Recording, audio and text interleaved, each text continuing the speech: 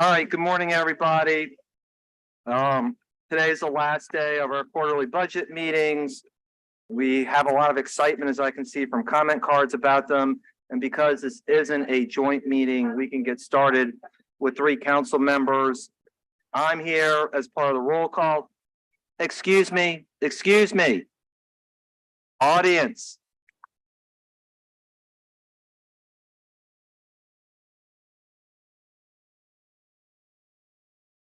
Yeah, we're asking you to be quiet. Thank you. All right, so we can get through, what we're trying to do is go through the items for voting. I think item 3 will likely be for discussion purposes based on what I'm hearing from my colleagues. I'm here, Councilmember Moreno's here, Councilmember Morel stepped in the back, but he is here. I'll move for approval of the Budget Committee meeting minutes from June 28th, 2023.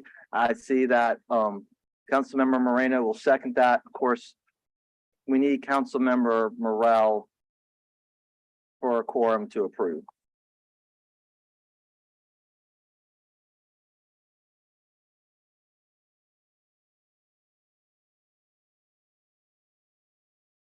I was left way. Well, first of all, I got it at 7 because I walked in and like I'm just being help. Yeah. It's all clear. Yeah. And Yeah. I stayed till 7:25. I texted home. Yeah. She said this one is held. Yeah. So But you put it smarter than I Are did. you doing the governor coalition thing tomorrow?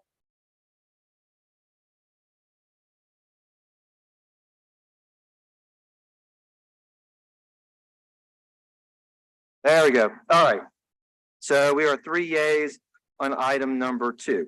Item number 3, I'm going to ask Director and Dr. Marino and Mr. Simon to come forward to talk about counter ordinance number 32241. I know there's some questions from the committee about this. So good morning, all. Good to see you. Good morning. Thank you so much for taking the time to hear from us today. I really appreciate it. As part of our commitment to our team, every year we perform a salary study and request raises for every classified position. And this year we're including the 2 unclassified positions in that salary study as well. You should each have in front of you an executive summary. The position of the director and medical director of New Orleans EMS is a full-time position that requires on-call 24/7, 365. This position includes being the medical director of not only New Orleans EMS, but of the New Orleans Fire Department, OPCD, and both airports.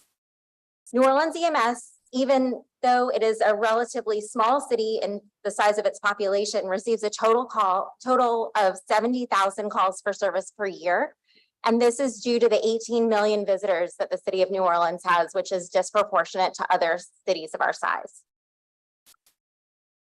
Physicians must be board certified in either emergency medicine or pediatric emergency medicine and have a strong background for leadership and management. And when recruiting for the position in 2021, there were no candidates interested in the position, and they noted that the pay was the reason they would not consider the position. So in looking at the different ways that people can, or that cities can hire a physician, there are 3 ways to look at it.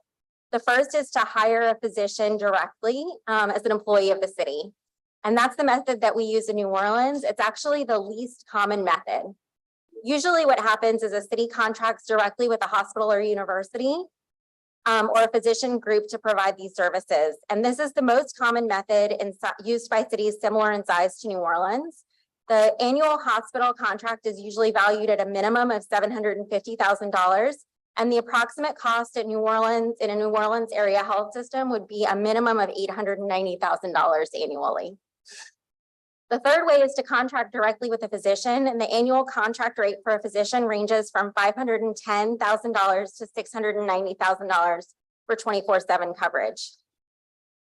The average salaries for emergency medicine physicians in our area include, at LSU, it's $378,000. At the VA, it's $320,000, and at Ochsner, it's $400,000 for the average board certified emergency medicine physician. And looking at EMS directors at other cities that have similar call volumes, the Fort Worth EMS medical director earns $315,000 annually, and the St. Louis EMS medical director earns $363,000 annually for call volumes that are similar to those in New Orleans. Acadian Ambulance is the only other employer in the city of New Orleans that hires full-time EMS medical directors, and their starting pay is at $355,000 per year. So our ask today is to consider increasing the salary range for the position of the director and medical director of New Orleans EMS to a range of $273,000 per year to $359,000 per year. And this is in line with the recent changes that were made for the New Orleans Police Department superintendent position. At this point, I'll pause for questions. Okay, so I think Councilmember Moreno, you may have some questions. The other things I want to point out twofold. One is Granicus is down again. So we'll be taking voice votes, and I'll be looking over at my colleagues. The other thing too is there's translation services here today. And as I try to remind people, we all have a tendency to speak fast. All right, and also they're asking us to speak up as well. So that way they can hear us and into the microphone. Yeah, Thank you. so I'm asking everybody who's here today to both speak slowly and lean into the microphone as much as they possibly can.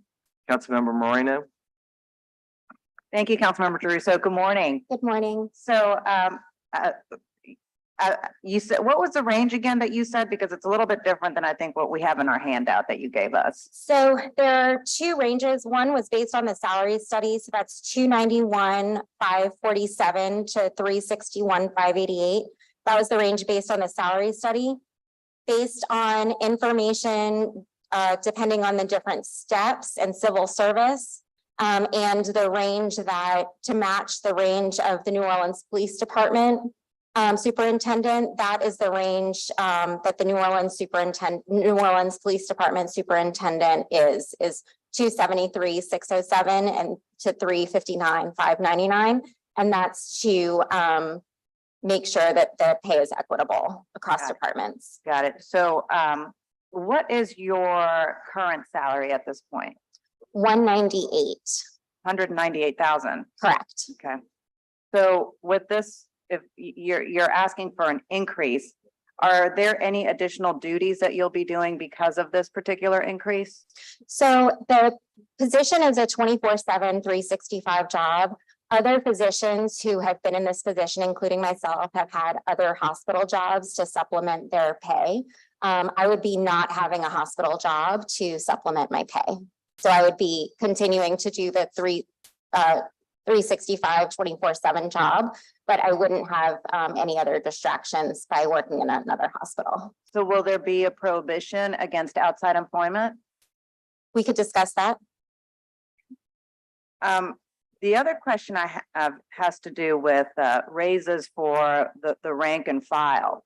Yes. So because obviously, you know, that is critically important due to the fact that we have, I believe, how many vacancies? 30 vacancies? 33 vacancies, I believe, today. Yes, ma'am. Yeah, 33 vacancies. So it's like, what are we doing to, you know, raise their salaries significantly so that we can ensure that we have enough EMS workers? Yes, so every year we do a salary study for our EMS workers. In the last 18 months, we've increased, since I've been in this position, we've increased the salary by 13%. We've also added night differential.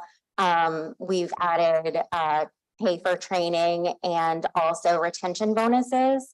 All of these things are in addition to doing another salary study as we speak to raise the salary again to make sure that we are above the national average. And so that still has to go through the civil service process? Yes, that still has to go through the civil service process, but we have been continually doing salary studies since I started. That process takes about 12 to 18 months. So to be honest, by the time we complete the salary study, we're already anticipating a need for another raise. That is just part of the civil service process, but it's something that we are committed to continuing to fight for more money for our teams. Absolutely. We are close to the regional averages, about between 5% and 8% for our staff. And so we're trying to figure out where we are. We're doing the comps right now with the comparable cities. And so we'll have that. I'm not trying to disrupt. Mr. Cole, can I you need give me a to look at the second? Protocol for this interpreter here. I can't hear what they're saying. Oh, And he's. wait, right here in the we're middle, having audio in another problems? language, and I can't hear him. And so does he have to be right here in the middle of the audience, right here on the first row? Or do we all have to move? I'm just asking, Okay, because I didn't want no problem. There are a couple things I can't hear. And he's sitting there giving a narrative in Spanish, and can I hear some things? is anyone else having any issues hearing? It doesn't matter if anyone else is. No, I'm trying to figure out like what would be the right, He needs to spot, get to a space where that doesn't bother patrons. okay, let's try to continue. Sir, if maybe we can put you right here in the front row. Señor, ¿lo podemos poner aquí en la frente? Ahí. Sí, está bien. Y me dice si no puedes oír, okay? Okay, gracias. All right, we're gonna try putting him over here. Thank you. So, I'm sorry, continue with what you were saying? Yeah, so like we've said before, every year we've done a salary study. And so it's not just regionally. So, you know, And he's before still- I can't hear. You see him? He's still talking. And he wasn't talking about this. Now he's talking crazy. He's the interpreter. Yeah, but he can't do that in New Orleans, baby. I come and sit on the first row because it was empty, All right, and he can't do that. all right, Mr. Cole, All right, let's continue. I just got put out for doing that. Go ahead. Okay, so prior to COVID, you know, we used to compare to other cities. We have a list of cities that we normally compare to based on population, call volume, and things like that. You know, post-COVID, now we're having to compare to hospitals, right? Hospitals and other organizations that are now taking paramedics and EMTs to help replace other healthcare occupations, nurses, you know, things like that. And so we're having to account for a lot higher salaries. And so that's why every year now we're making sure to do a much wider swath of, you know, of comparisons. And so this year, like Doc said, we are in the middle of doing our comparisons. And so we should have that data in the next 30 to 45 days. That we'll be able to go back to the administration to see where we are and to see financially what we can afford. And then, you know, move forward with the process. So, but yes, we are actively looking for, you know, for better salary ranges for all of our staff, which we have always done. And, you know, trying to figure out what's in civil service code right now that we can increase. So the training pay was a big thing where we paid our folks for all of their required trainings, night shift differentials, the retention pay, you know, we're continuing to do that. Right now, we're waiting for our captains and deputy chiefs to get that hopefully should come in the next 30 or 60 days. So we've done a lot over the past, you know, few years for the rank and file. And so we continue to do that, realizing their pay is not where it needs to be. And so Right, we're working right, on that. And I appreciate that. And I think, you know, kind of where I'm going with this is that maybe we should pause this to wait to do that whole financial study as to what we can afford when it comes to the rank and file and the EMS workers, so that we can figure out what we can do for them as well at the same time. The other question that I have is, and also gives me, you know, just initial pause on this, is because there's been all these conversations, including from the administration, about potentially merging fire and EMS. And then, you know, what does, you know, that look like with this particular position? And should we finish the analysis as to whether there's going to be a merger of fire and EMS before moving forward with such a drastic salary increase? So that's a great question. We've been working very closely with the New Orleans Fire Department, and I serve also as the medical director for the fire department. I will continue to serve as the medical director of the fire department should there be a merger. I think that so far we've worked very hard to reduce all redundancies there. We provide all of the medical direction. Every New Orleans Fire Department employee who practices medicine of any kind practices under my medical license. So no matter what, I will still be in this position. I serve at the pleasure of the mayor, but no matter who the mayor is, they will need someone in this position. Other EMS medical directors are often also the medical director of fire. And so that does not change the pay salary scale.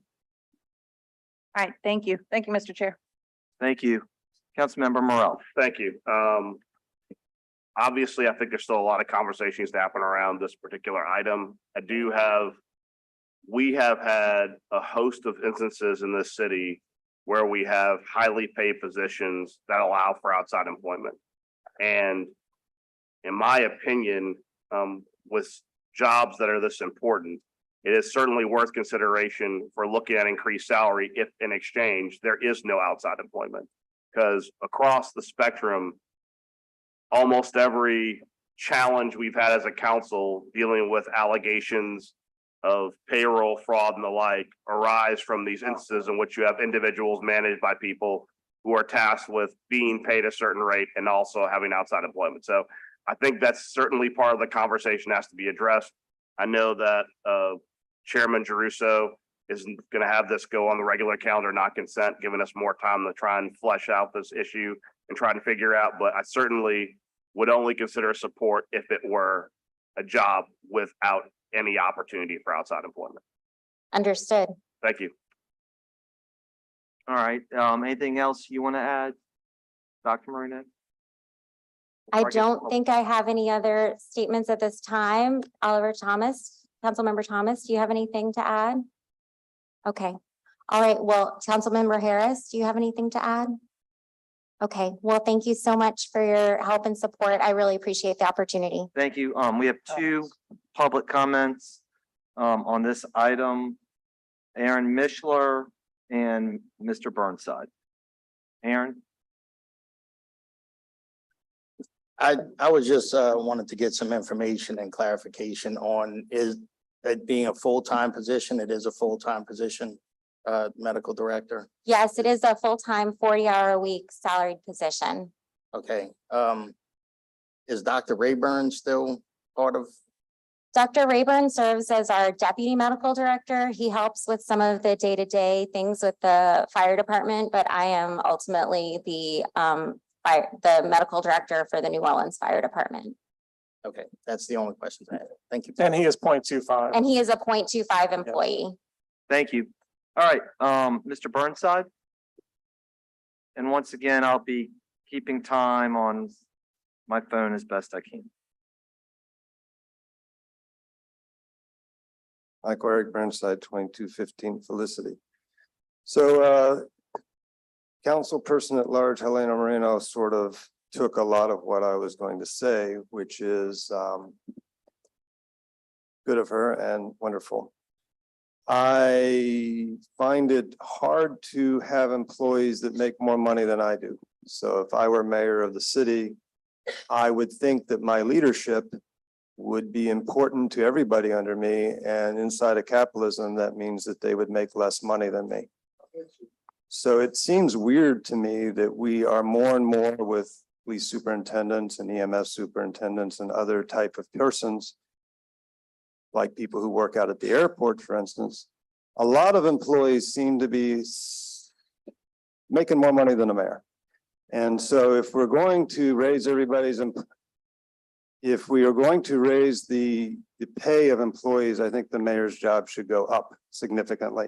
Because if we can't get an EMS director for what we've been paying, then it's a legitimate question to be curious as to what kind of mayor we're going to get if we underpay that position. Yeah. Which brings up city council people. City council people have really small staffs. It is my personal opinion that I'm expressing when I say that they really all should get more staff members. That was part of the staff, since money is the power of the Peepers badge. And I think not only should they get more staff, but they should pay their staff better because quite frankly, no more than a very short time ago, I want to say less than a year, but I don't quite want to be held to that. The Osage Medical District was down here running ambulances. So if we needed the federal government to send a Native American Indian ambulance service down here to provide legally required services, I think there's a lot of problems that do need to be addressed.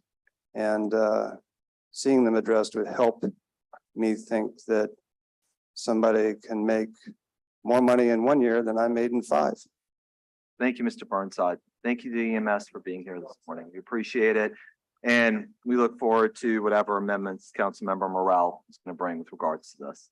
Thank you Okay. all. Thank you very much. Thank you. All right, so my plan would be for everything else that's on the agenda that is a voting item to go on the consent agenda as we've been doing with other items. And I brought back the motions that we discussed the other day, so that way we could have those on consent agenda as well. So with that, item number 4 that's next is to appropriate funds for rental assistance programs in the Office of Community Development and pilot a program to assist homeowners in addressing code enforcement violations in the Historic District Landmark Commission. It's co-authored by myself, Councilmember Harris, Councilmember Moreno. I see Councilmember Thomas up here too. I know you've raised this issue as well frequently, which is people get into trouble. They have a broken window, they have a shutter, they have something. They're in a Historic District Landmark Commission. They can't pay for what happens.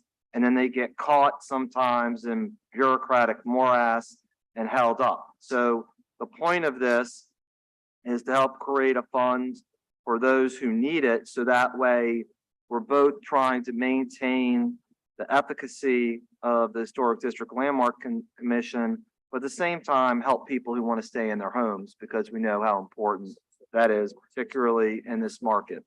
So I have 2 comment cards before I move on this. Charles Nicholson on behalf of Genoha and Mr. Burnside. Charles, are you here? Good morning.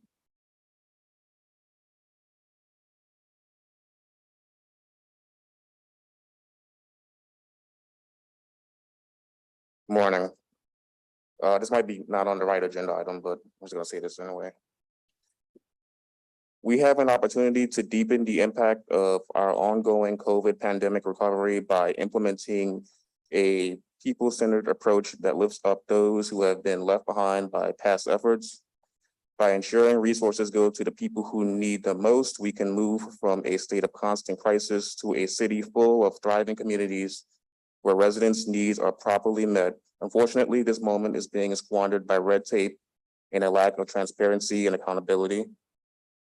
Through the Big Easy Deal, community leaders have come together to provide recommendations for an equitable distribution of ARPA funds that would support public health efforts, provide economic relief for families, promote housing stability, and address inequities that led to unequal public health and economic outcomes in the first place. These allocation proposals would work in tandem with existing programs by expanding access of resources and assistance. Please listen to the people and work with us to make this vision a reality. Thank you. Thank you very much.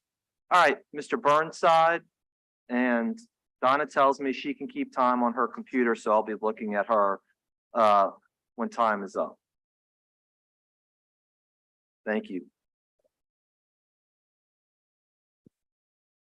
I don't know who I'm thanking, but I would like to thank the people that put the $200,000 in the HDLC budget. I've sat here and listened to stories that I don't believe, and I've sat here and listened to stories I really do believe. And certainly there are people I believe who really need help with the outcome of HDLC choices. And that help is part of what government does. We cap orphan wells and we help old people with beat up old houses. So thank you for giving a try to make this humane. Appreciate it. Yes, Councilmember Harris said you're welcome. Before we vote on this, Councilmembers Thomas and Morrell, do you want to be added to this one? This is about appropriating funds to pilot a program to assist homeowners in addressing code enforcement HDLC. Sure, thank you. Okay, all right, so please let the record reflect that as we vote, everybody present will be a co-author on this. I will move for it. Council Member Moreno seconds, all in favor. 4 yeas, no nays, and this carries unanimously and will be placed on the consent agenda. All right, item number 5 is to appropriate grant funds to the police department for personnel overtime and purchase security systems, equipment, and software, transfer from intergovernmental revenues to the Fund Department of Justice, and to be broken up between police department and personnel services and other operating. I have a comment card from Mr. Cole on this one. Mr. Cole, you'll have 2 minutes and Donna will keep the time. Yes, for this particular topic, I would just like to say that, you know, the diehard people who've been coming here for years, we're confused about how to operate. Mr. Burnside surely has figured out how to operate. And so it's clear that we can speak on every topic 2 minutes. That's the rule now? Yeah. Okay, just want to make sure of that. So JP, you were out of town, so I didn't really have a chance to get vocal with anyone about it. But just as an investigator, right? I've been able to pick up my telephone and track that I really got carjacked in December of 2020. And that my car really got towed to Mid-City Auto and that they really falsely charged me, which Moreno was so kindly to get our money back. And the city concluded that my car was never stolen, even though I picked up the phone and called the police and they said, yes, it was stolen. And then I picked up the phone and called the tow truck company and they said, yes, it was stolen. And so these partnerships that you guys are creating with these offices where we can't go sit in nobody's face to talk about what really makes sense are very frustrating to the citizens, Elena. So how much longer do I gotta wait for my $395 as a single father who's about to write a check to LSU, right? When they're telling me that my car never got stolen. Excuse me, I'm married now. But the point is that we got to this point and we need all the funds we can use, right? And they're telling me my car's not got stolen. I got an affidavit from the person's house who I was by that I used their phone to call the police because my phone was in my car.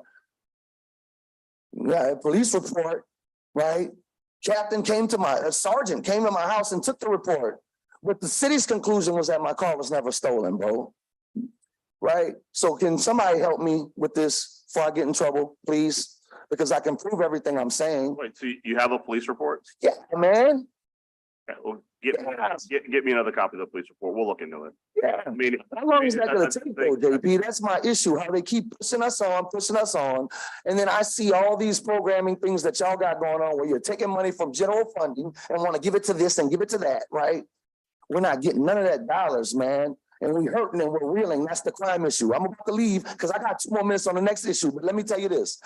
The little boy you just got for murder Thursday, I came in here so many times to talk about him and many others that I still got right now, right?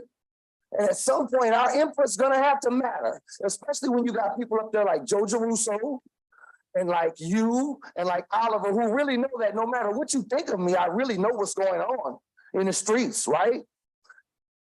We're being mistreated.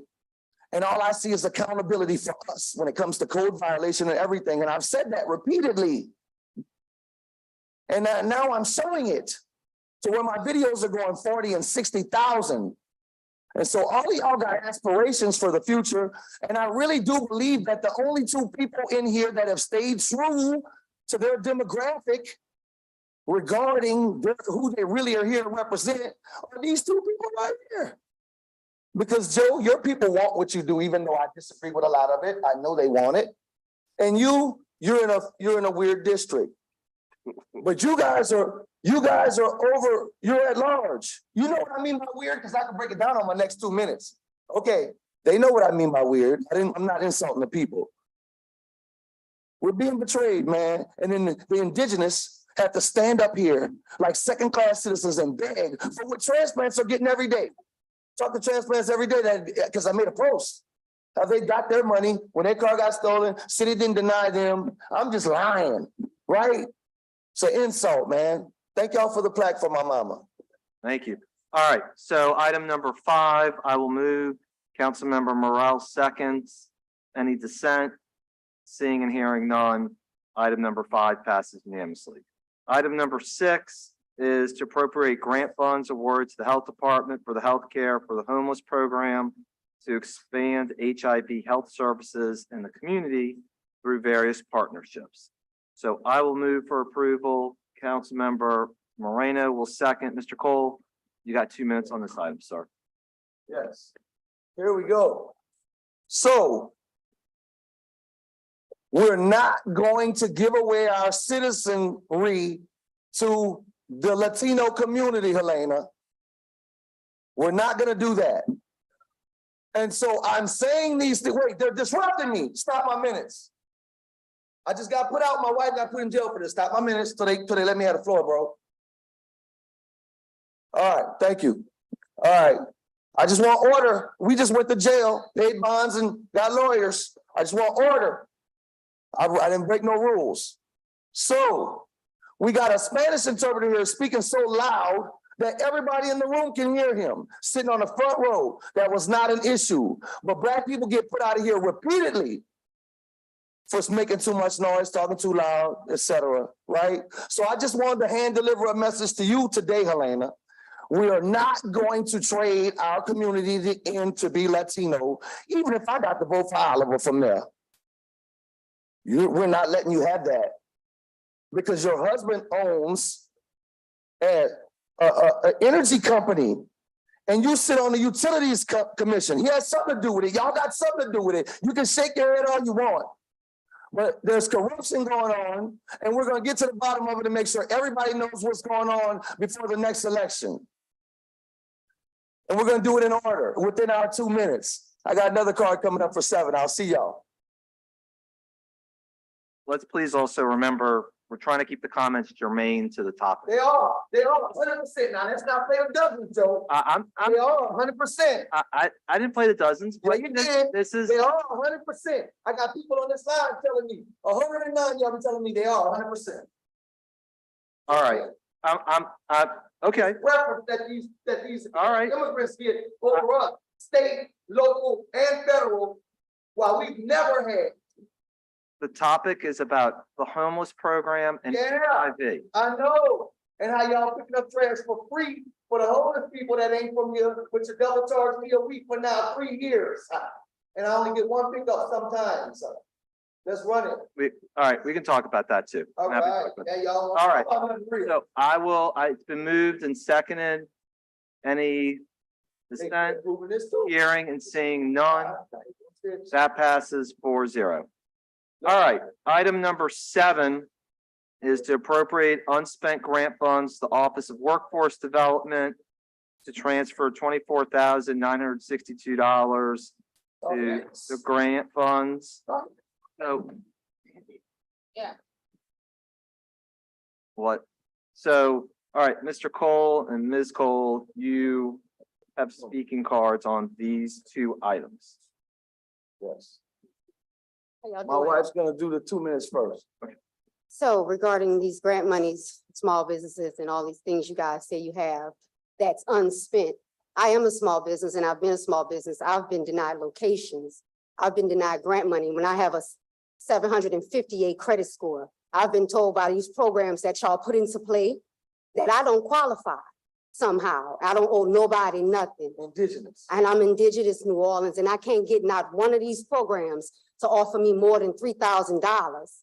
How? Why? That's a problem. And then I see unspent money. How? Like we did, like we Why? didn't want, Helena, you listening, babe? like we didn't want Miss Helena, you listening? it. Cause you You hear- typing, baby. You hearing him? You see? typing, love. This is the cry, right? But I don't do tears no more. Remember this election Y'all time. banned Since you me typing, from- love. Y'all banned me from here Put you in for no jail. reason. Put me in Assault, jail. not a doctor I bill. was assaulted in front of everyone. And nobody stood up We for know me, what a we're female, but we run around saying, help, right? But y'all can attack an indigenous woman, Eugene Green driver, and witness him attack me, focus on me. And I was never put out of the meeting. I was never belligerent until he touched me. Okay? Helena, you listening? Because you're the only one woman up there that's not even with your head up. The woman, the You should- woman, You should be sympathizing, the woman. but that's all right. I understand that You're a this black connection. woman. You're white Hispanic and I'm black indigenous. Bless you, baby. So now that my wife has so graciously blessed y'all with what she needed to say to y'all, you're not gonna hang at Jay's place. You and your little boy, your little girlfriend that ain't showed up, y'all not gonna hang in the hood, my nigga. Trust me, you're not. Because every time you come to the hood, you're gonna be hit with a political question about what you're doing and about how you get all them contracts from the airport and about how your cousin Troy Henry owns all of them dilapidated properties all over the Ninth Ward and in your district specifically, and you're not addressing him. Period. All right? That's where we're gonna start with you, but that's just the beginning. I'm waiting for you to retaliate falsely so I can hit you with what I really got on you. You're going back to jail, Oliver. Trust me. I got you. And the rest of y'all, oh, and let me tell you something. That little game y'all playing with the McKennas, buying up all that land under them LLCs, and then when I walk in City Hall in the black book that tell people where to go from out of town when they come to New Orleans, it's full of businesses that the McKennas own, the buildings, and how y'all all concocted. We about to run all that. You were one time done. Eugene know that. That's why he don't even come. Again, accountability is not gonna just be for the indigenous. And y'all ain't gonna hang in the seventh row without having to explain that. Y'all have a good day. All right, Come in peace, but we ain't scared to Um, blow this bitch with peace. move for, Metaphorically saying that y'all ain't gonna piss on me and tell me it's right. um, Nah. move for, Mr. And the more I Mr. Polk. enrich y'all and engage y'all, the less patience I'm gonna have. When I just saw y'all let Eugene Green try to beat up my fucking wife. So I don't have no respect for nobody else wife or sister, none of that neither. That's how y'all wanna run it, this New Orleans, don't fucking live. all right. Let's vote on, with that, now we're gonna vote on what's on the table. So I move for approval, Councilmember Thomas seconds. Great. Seeing or hearing no dissent, item number 7 passes unanimously. All right, on to item number 8. Appropriating grant funds to the Department of Health for emergency medical services to purchase computers and virtual reality headsets for virtual reality training. I would hope that's what it's for. I will move for approval, seconded by Councilmember Morel. Seeing and hearing no dissent, item number 8 passes unanimously. Item number 9, is transfer funds from personnel services to other operating within the office of OPSI to cover remaining payroll for reserve officers and otherwise with respect thereto. Mr. Burnside has a comment card on this one. So I will move for approval, seconded by Councilmember Morel, and you will have your 2 minutes, sir.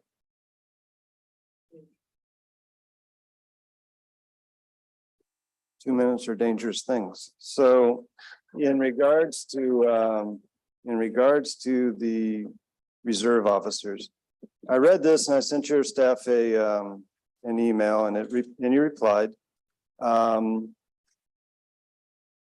It's a very strange thing to be paying people out of operating because usually the whole point of personnel is that that's the money you reserve for people and you pay people out of personnel and you do all your other stuff out of operating. So I'm not a bureaucrat and I'm not a lawyer and I'm not saying it can't be done. I'm just saying that when people look at pieces of paperwork and do a little division and try to figure out how much people are getting paid and whether they're getting paid enough or not enough or too much or not too much, it gets a lot harder when you have to try to go surf through various non-personnel monies. In fact, it becomes almost impossible. So I don't know how to solve this problem. I hope it's a small problem. The other thing is I don't know exactly how many reserve officers we have. I mean, this is just for 19 officers, but it doesn't tell us that that's all the officers that we have. And I do know we have level 1 and level 2 reserve officers, and the confusion just gets deeper. So if we want transparent government, this is not really the way to do it. Thank you. All right, so it's been moved and seconded Seeing and hearing, no dissent. Item number 9 carries unanimously. I have no more comment cards until I guess item number 13, Mr. Burnside.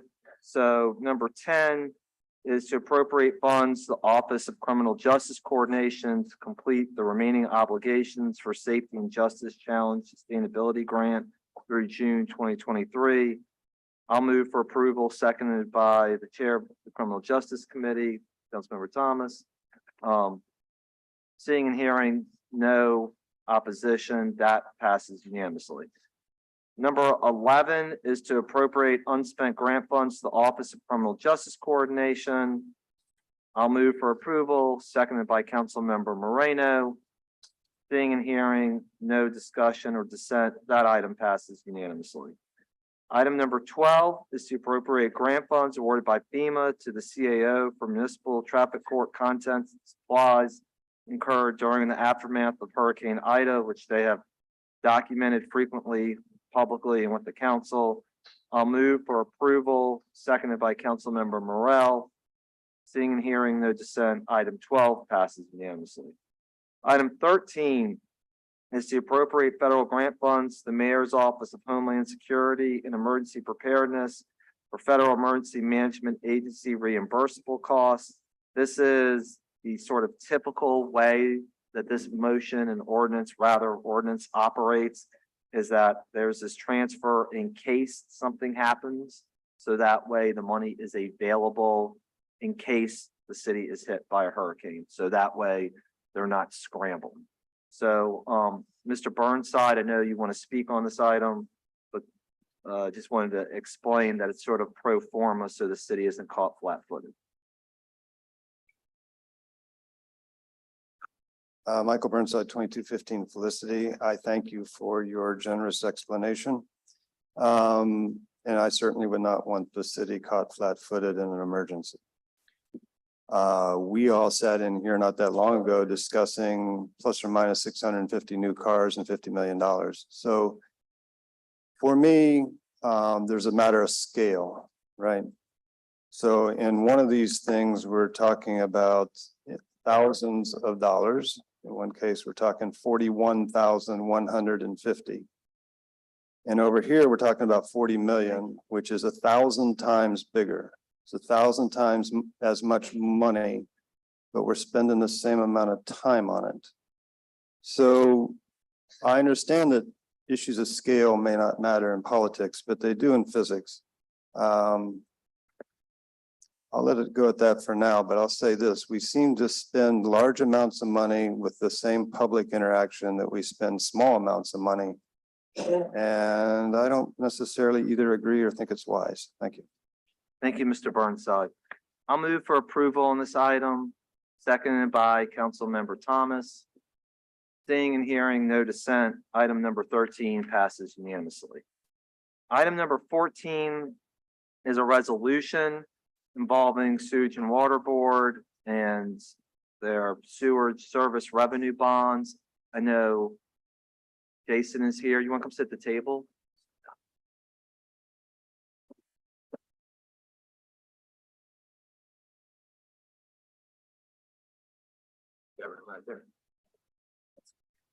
Good morning. Good morning. Jason Akers with Foley and Udell, bond counsel to the Board of Liquidation, co-bond counsel. I'll let you. Maria Ozen. Thank you. So thank you. We've been with you a number of times talking about the continued improvement of the sewage system in the city of New Orleans. This resolution is preliminary approval of not exceeding $80 million in sewage service revenue bonds paid out of the existing sewage service fees. The Sewage and Water Board has received 3 different commitments from Louisiana Department of Environmental Quality to make low interest, long-term loans out of the Clean Water State Revolving Fund that DEQ operates. Those carry a fixed interest rate of 0.95%, 0.95% for very favorable terms over 20 plus years. One of those commitments is for continued consent decree work. One of those commitments is for improvements to the sewage treatment plant. And one of those commitments is for the improvement of the metering system, the installation of automated meters.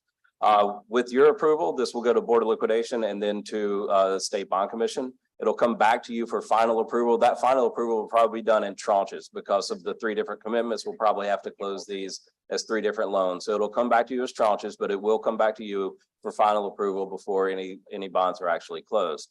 And the last thing I'd like to mention is I just want to draw your attention to the repealer that's contained in here that repeals a prior resolution that you had authorized, giving preliminary approval to not exceeding $35 million. That was for one of these projects that I just mentioned. However, because we got the 2 subsequent approvals, we needed to come back to you. We'd like to approach State Bond Commission for their approval all as one considered project instead of in 2 different applications. So with that said, Maria, anything that you want to add? I think you caught everything. Okay, we're happy to answer any questions you have now. If they come up afterwards, we're happy to address them at that point as well. Thank you. I don't see any questions from the council. Mr. Burnside has a comment card on this item. Thank you for the explanation. Thanks.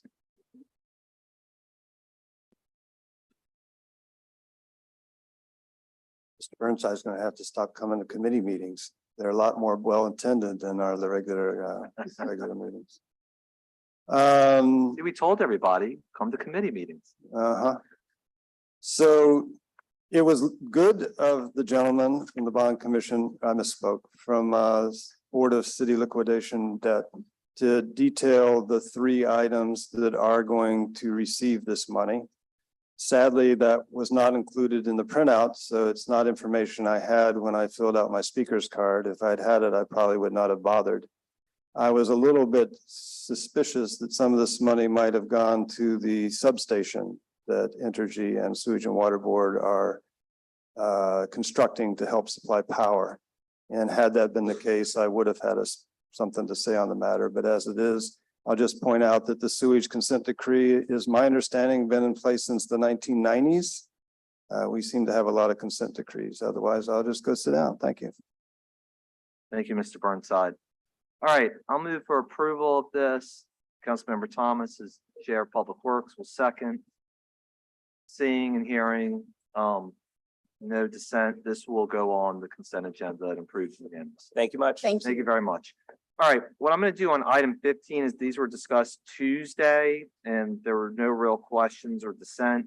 I'm going to offer an in globo motion for items 15A through D, and they will go on the consent agenda. Councilmember Moreno seconds. Seeing and hearing no dissent, item number 15 passes unanimously, A through D. All right, item 16 is next, quarterly budget update on American Rescue Plan and fund balance projects. We'll ask the administration to come forward on those items. Almost all the comment cards that I have are related to this item. And so we'll let the administration go first and then we'll do comment for 2 minutes on this. Thank you. I also wanted to note, due to difficulties with the online comments and translation services, we'll just be posting those online comments for those watching them in the public. Thank you very much, Mr. Schott.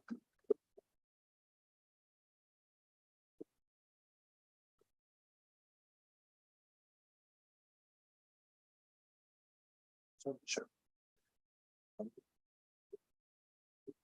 Good afternoon, Chairman, members of the committee. Would you like us to begin? Yes, please. Thank you. Great, thank you. I will be providing a brief overview and a discussion point, and then really turning it over to Courtney to get into some of the granularities and the details associated with our update. And then, of course, address any questions you should have.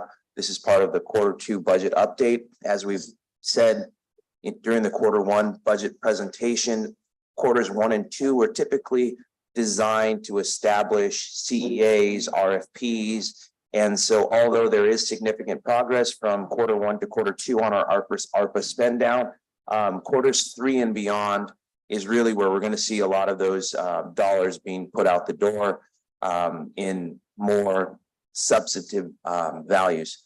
On that same vein, we've really had to learn and make a lot of adjustments. A lot of the concerns and issues on the procurement and the legal side that have been addressed by the council are part of the ongoing process of federal regulations. A lot of the agencies are not as familiar with some of the federal regulations, and to be using the ultimate scrutiny that we know we will be audited on the coming years. We are trying to be as detailed as possible and encouraging all of those procurement measures to be followed to the T, which in some cases has required us to go out to RFP for contracts that already exist. So it's created different layers because of that federal requirements established that we're following very fastidiously. And that from there, we hope, as I've said, to stay on track with our spend down. And we know that at some point, not all the dollars will be fully spent down, and we will have a trigger point where we have to reevaluate some of those priority projects. But overall, we seem to be on track, both with Q1 and Q2. And as I said, Q3 and beyond is really where we should see the significant spend down.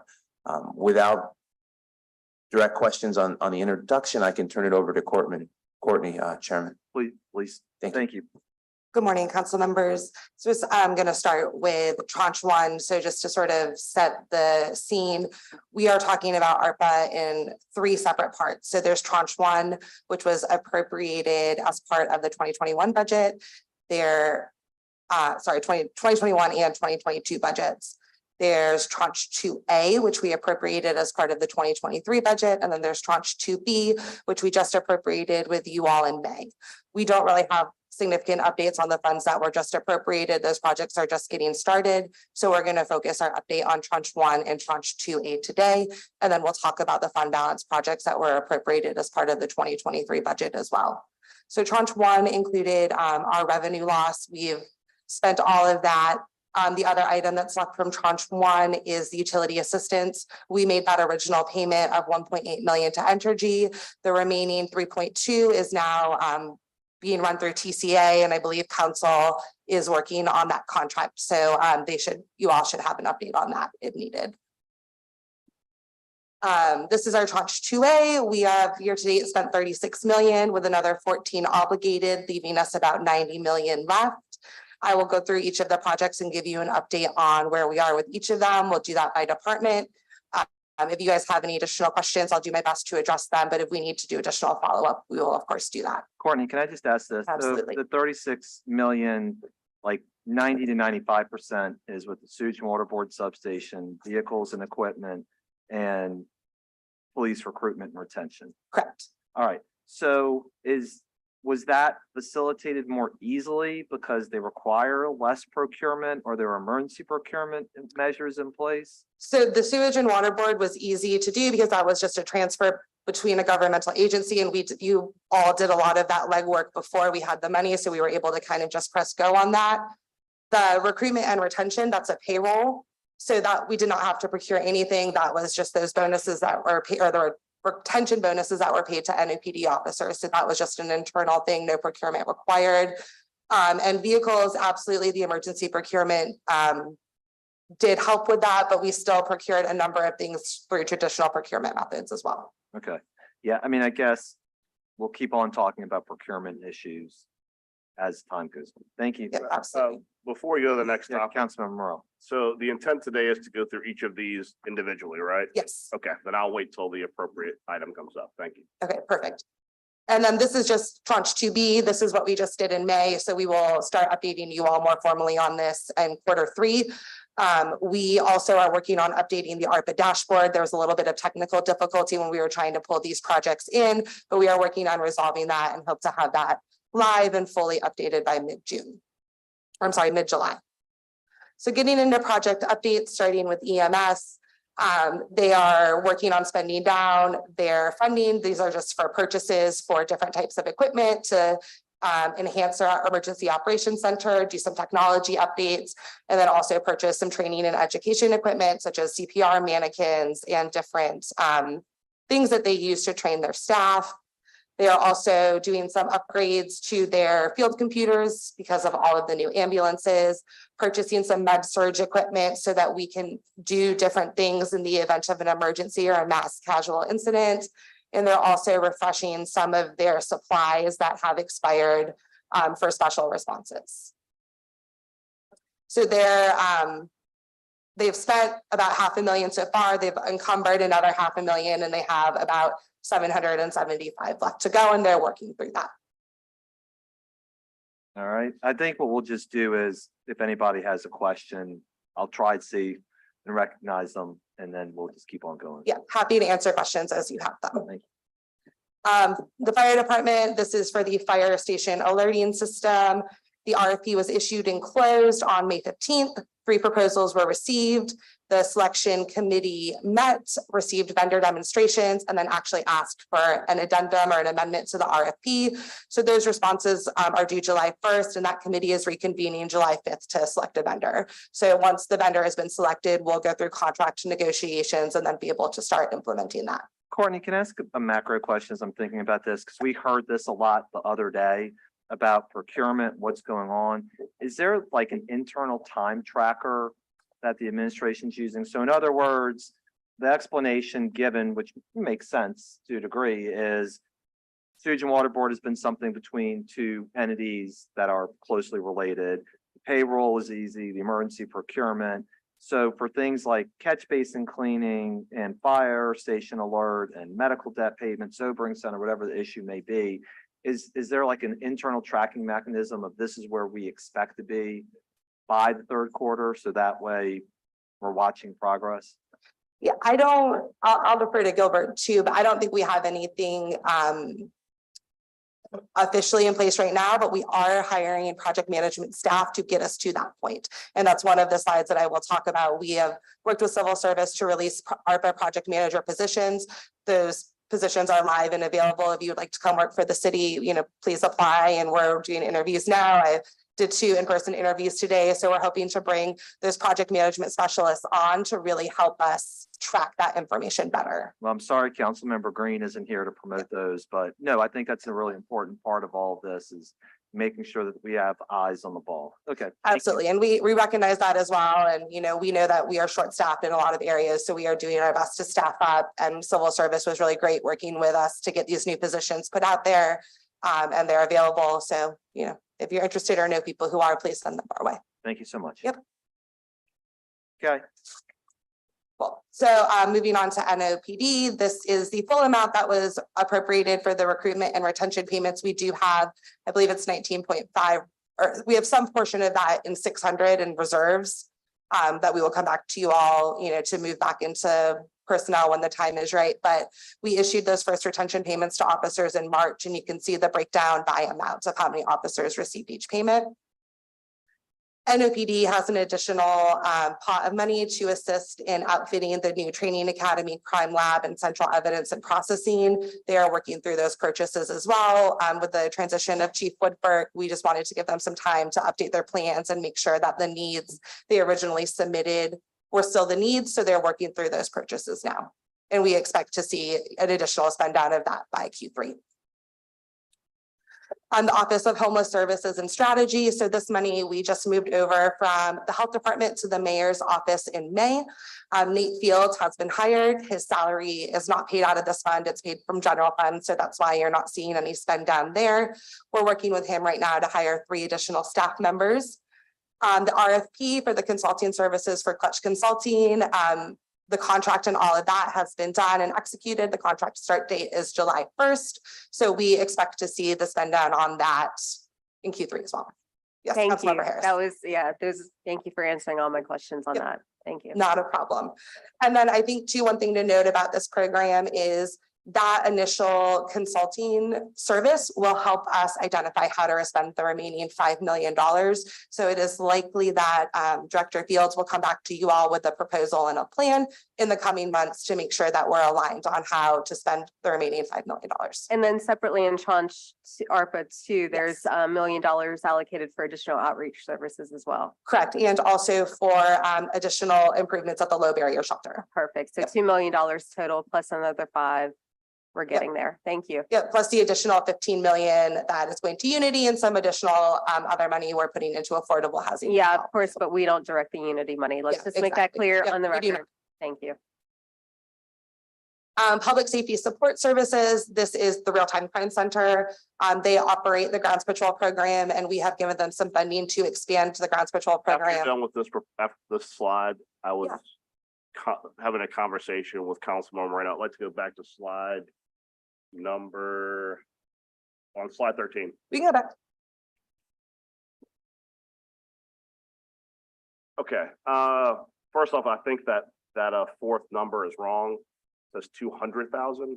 Oh, yes, 20. 20,000. Sorry. So just, that's a pretty significant typo. As you might recall, members, when we passed this item, I specifically requested to be updated when this happened, how many officers who received retention payments separated from the department. We have not received that information because I predicted that after these payments were done, we would see an acceleration of separations because many officers had told me, as well as other council members, that they were waiting on the retention payment. And I think if you just do the math currently, the department counts recruits as active members. The numbers inside the department have continued to fall. We're hovering around 900 right now.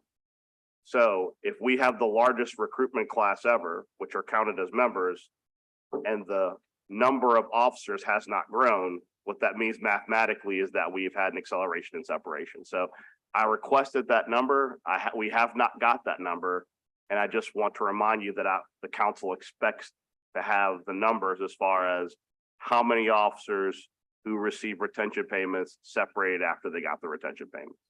The other issue, which I know I brought up to Gilbert directly, is a tremendous amount of officers were upset because of how much money they actually received. Those at the highest end of the spectrum who were told to hang on for $20,000 on average got 11 or 12. And that was between taxes that were taken out and also due to the amount taken from retirement. And I understand the city had different perspective on retirement. For those of you who aren't aware, the Attorney General sided with the pension board to require that money be taken out, even though, to clear the record, those retention payments are not pensionable, correct?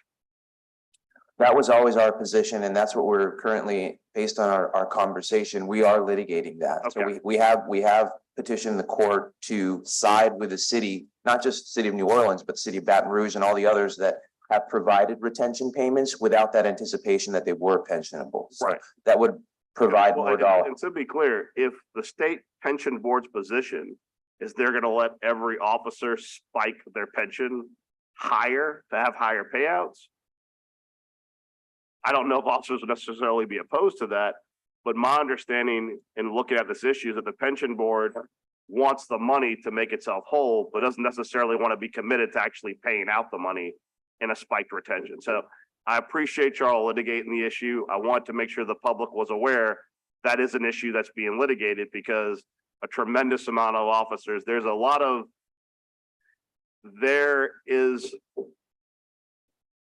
trust issues between rank and file officers in the city as a whole, and that between the fact that we have had a merit pay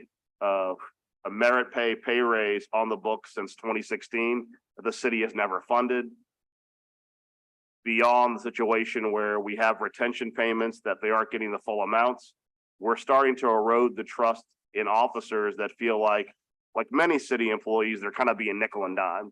I think it's very important, like I said, when we met previously, to publicize that we are litigating that pensionable amount because it's significant. On that 20,000 amount, I want to say it was $3,000 or $4,000, which is a significant amount of money that did not go into the officer's pocket because the Attorney General and the pension board took it out of their pocket. Correct. As well as the city had to contribute as Right. well. So it was a significant amount of money out of the city's coffers as well, Okay. as the office. So, but if you could get us those numbers on separations post retention payments, that would be appreciated. Thank you. Will do. Uh, Thank you. Yep, Grounds Patrol expansion. So this is funding to expand the Grounds Patrol program in the French Quarter, Armstrong Park, and that general area to provide additional support for addressing quality of life issues, manage the bollard street closures in the Royal Street pedestrian mall, and to generally increase visibility. We moved the funds from 200 to 100 at the May council meeting. We have hired 2 of the 4 dispatch staff that we plan to hire. They're not showing up yet just because those payrolls haven't processed. They were just hired this month. The grounds patrol hiring is in process. We have candidates in various stages of the pipeline, so we anticipate those positions to be filled in the next few months as well. The goal is to hire 4 dispatch staff and then 8 to 10 grounds patrol officers. Workforce development, this was funding for 3 various organizations. These contract negotiations have been completed and all contracts are starting in the routing process for execution for y'all's signature if needed, and then the mayor's signature. The Office of Youth and Families had funding to expand the Pathways and Summer Success programs. The Pathways program is running, serving 125 youth, same with Summer Success. Their goal is to serve 45 new youth per year, as well as 30 alumni. There's an administrative cost associated with this as well, because we're using a fiscal agent. They have spent $310,000 year to date, encumbered the rest of it, and they have no additional funds remaining once those programs conclude. Office of Criminal Justice Coordination. So we broke this up into 2 separate topics. The first is the nonprofit support. They have 4 different allocations for that purpose. All of these are in the stages of drafting the subrecipient agreement. So the partners have been identified and they're working on drafting those initial contract drafts. The larger pot of money, the 4.8 million for probation, parole, and diversion. We're working with the Instead programming. Those contract negotiations are completed and that contract is being routed for execution right now. The larger remaining pot of money, the 4.45 million, the Office of Criminal Justice Coordination is working with the National Institute of Criminal Justice Reform to develop a comprehensive recommendation for how to spend those funds. Their report is slated to be completed in September. After we have their recommendations, much like with the homeless services, we will come to you all and share our plans and work with you all to make sure all of the needs are addressed. Office of Resilience and Sustainability. This project funded 8 resiliency hubs across the city. The project was not fully funded by ARPA, so that is why you don't see any spend down yet. Per the terms of that CEA, which has been fully executed, they will receive their ARPA payment once they submit their first quarter progress report and cost report, which is due on October 31st. So we expect to see in quarter 4 the spend down of that $1 million allocation. The health department has various programs in this first tranche as well. The medical debt payments, I know that has been something that we've talked about with you all before. That contract was fully executed on June 15th. We are working with the vendor, which is RIP and LCMC, to actually start moving forward and discharging that debt. So we should again see spend down on that in Q3. Sobering Center operations, that contract required an amendment, kind of what CAO Montano was talking about earlier, to ensure that the federal language was included in that contract. That contract was fully executed on June 20th. So again, in Q3, we expect to see spend down of that pot as well. The health and hygiene needs for vulnerable populations. This is funding this the weekly cleaning and maintenance of 9 portalets and 6 hand washing stations for the unhoused population. They are in, there are 9 portalets and 6 hand washing stations at these locations across the city, and they are spending that money down. Who has the contracts? Do you know? For this? Yeah. I am not sure off the top of my head. I mean, I can just tell you by passing by every day that the portalets and the hand washing stations are not cleaned often. There's trash scattered about. If I were unhoused, I would not use them. So I really think we need to evaluate who has this contract and how much they're getting paid and what the maintenance of these stations are, because they're not being maintained regularly. Okay, yep. We'll talk about that with Dr. Avegno and see if there's the ability to either increase the frequency of cleanings. I believe right now it's once a week, but we can make note of that and we'll talk to Dr. Avegno. Yep. The firearm safety campaign that was fully expended. They purchased and distributed 150 biometric handgun safes. There's some additional funding to continue this on in tranche 2B. Moving on to public works, I believe that Sarah and Joe Threat addressed this with you all at their budget hearing yesterday, but if you have any additional questions, happy to try to answer them. These RFPs are going out, or ITDs are going out for advertisement. next month. So we should see some spend down on I that as do, well. I have two questions, Yep. so I just want to make sure I'm clear on this. One is just a math issues. They said yesterday they had about 6 or 6.5 encumbered. This says 9.5. If it's 9.5, that's, or 9.95, that's great. But there's a differential in what they presented yesterday and what we have. So whatever the right number is, I just want to know what it is. They haven't committed it to the, when they go out to advertisement, you can commit the funding at that point. So I believe that's what happened, but we'll confirm. Okay. But I show it as committed when I look at the system. And then the other thing I just want to double check again, because they seem pretty adamant, was a little surprising to me, is they said the contracts will address 7,000 catch basins and 5,750,000 linear feet of lines. Almost all these are spread over 3 years, but they said this is just for a year. So is this 7,000 catch basins that will be cleaned in 23, 24, and 25, or 7,000 over the life of 3 years? So this is 7,000 with this particular pot of money. I believe early on, there was some discussion about potentially adding additional funding to them once they've spent this down to continue on in future years. That's how I understood it. Yeah. So I just want to make clear, because and I'm not saying it was done intentionally, but maybe there was just a misunderstanding. So the contract is for 7,000 catch basins and 575,000 over the life of the contract, with the addition to add more if we add more money to the contract. Yes, I will confirm, but that is my understanding. I think you're right. So I appreciate it. Thank you. Getting into some stuff within the chief administrative office. This is the criminal justice IT overhaul. They have committed and encumbered 2.7 million. I believe they're providing you all with regular updates on this program.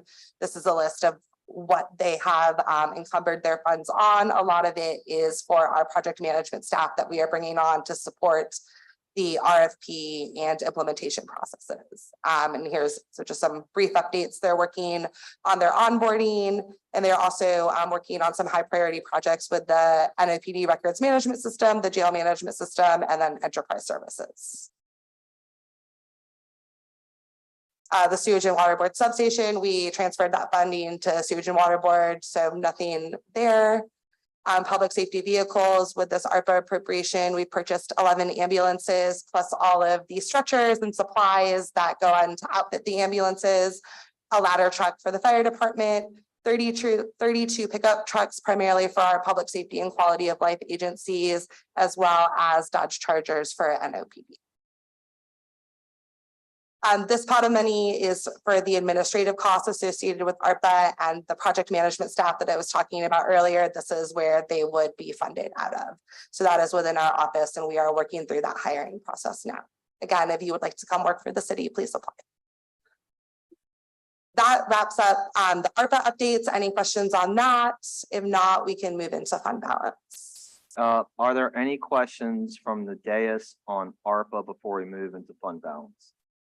Okay. This is a general comment towards fund balance, and I guess also towards fund balance and ARPA. Obviously, the council was very disappointed about the vehicle issue, about the clean fleet exceptions that were granted en masse. Speaking to many council members as well as the public in general, the allocation of the 50 million for vehicles was controversial to begin with. To then have all of those vehicles, not a single one, be a hybrid or electric vehicle, I know from many, at least from my staff, was pretty much a slap in the face, because it was a very difficult vote that a lot of people had a lot of trepidation about. And I think on a very basic level, it undermines the credibility of our relationship as a council on giving blank checks on ARPA funds. I know from my perspective, I am pretty much a no on further ARPA spending unless I get detail ad nauseum on exactly what it will be spent on. And that's my perspective as someone who didn't vote for the $50 million. I can't speak to the council members who did vote for the $50 million and found out within a week it was all spent on vehicles that were in direct contradiction of the Clean Fleet Ordinance. So I can only speak for myself in that I certainly especially considering my past comments on how we have made a tremendous amount of commitments to a tremendous amount of community organizations and partners on how we prioritize ARPA funding. I am very cynical as to how we're going to spend ARPA money going forward. I'm very critical in looking at the exact details of every proposal for spending put in front of me. And like I said, it was jarring to me to deal with the fleet issue, and I didn't even vote for it. So that's my comment, Mr. Chairman. Thank you, Mr. President. Anybody else? Councilmember Moreno. I just, it jogged my memory here on the criminal justice IT overhaul piece. So are all stakeholders cooperating on this? Mr. Chairman, Council Vice President, yes, I think that there is a good working relationship. I've been in those stakeholder meetings and I've not seen significant resistance. I think there is forward momentum. So at this point, I think everybody is on the same page on the overall general technology roadmap. Yes. Great. And what's the timeline that Mission Critical Partners has for the project to be completed? Total completion? I don't know that I have that information.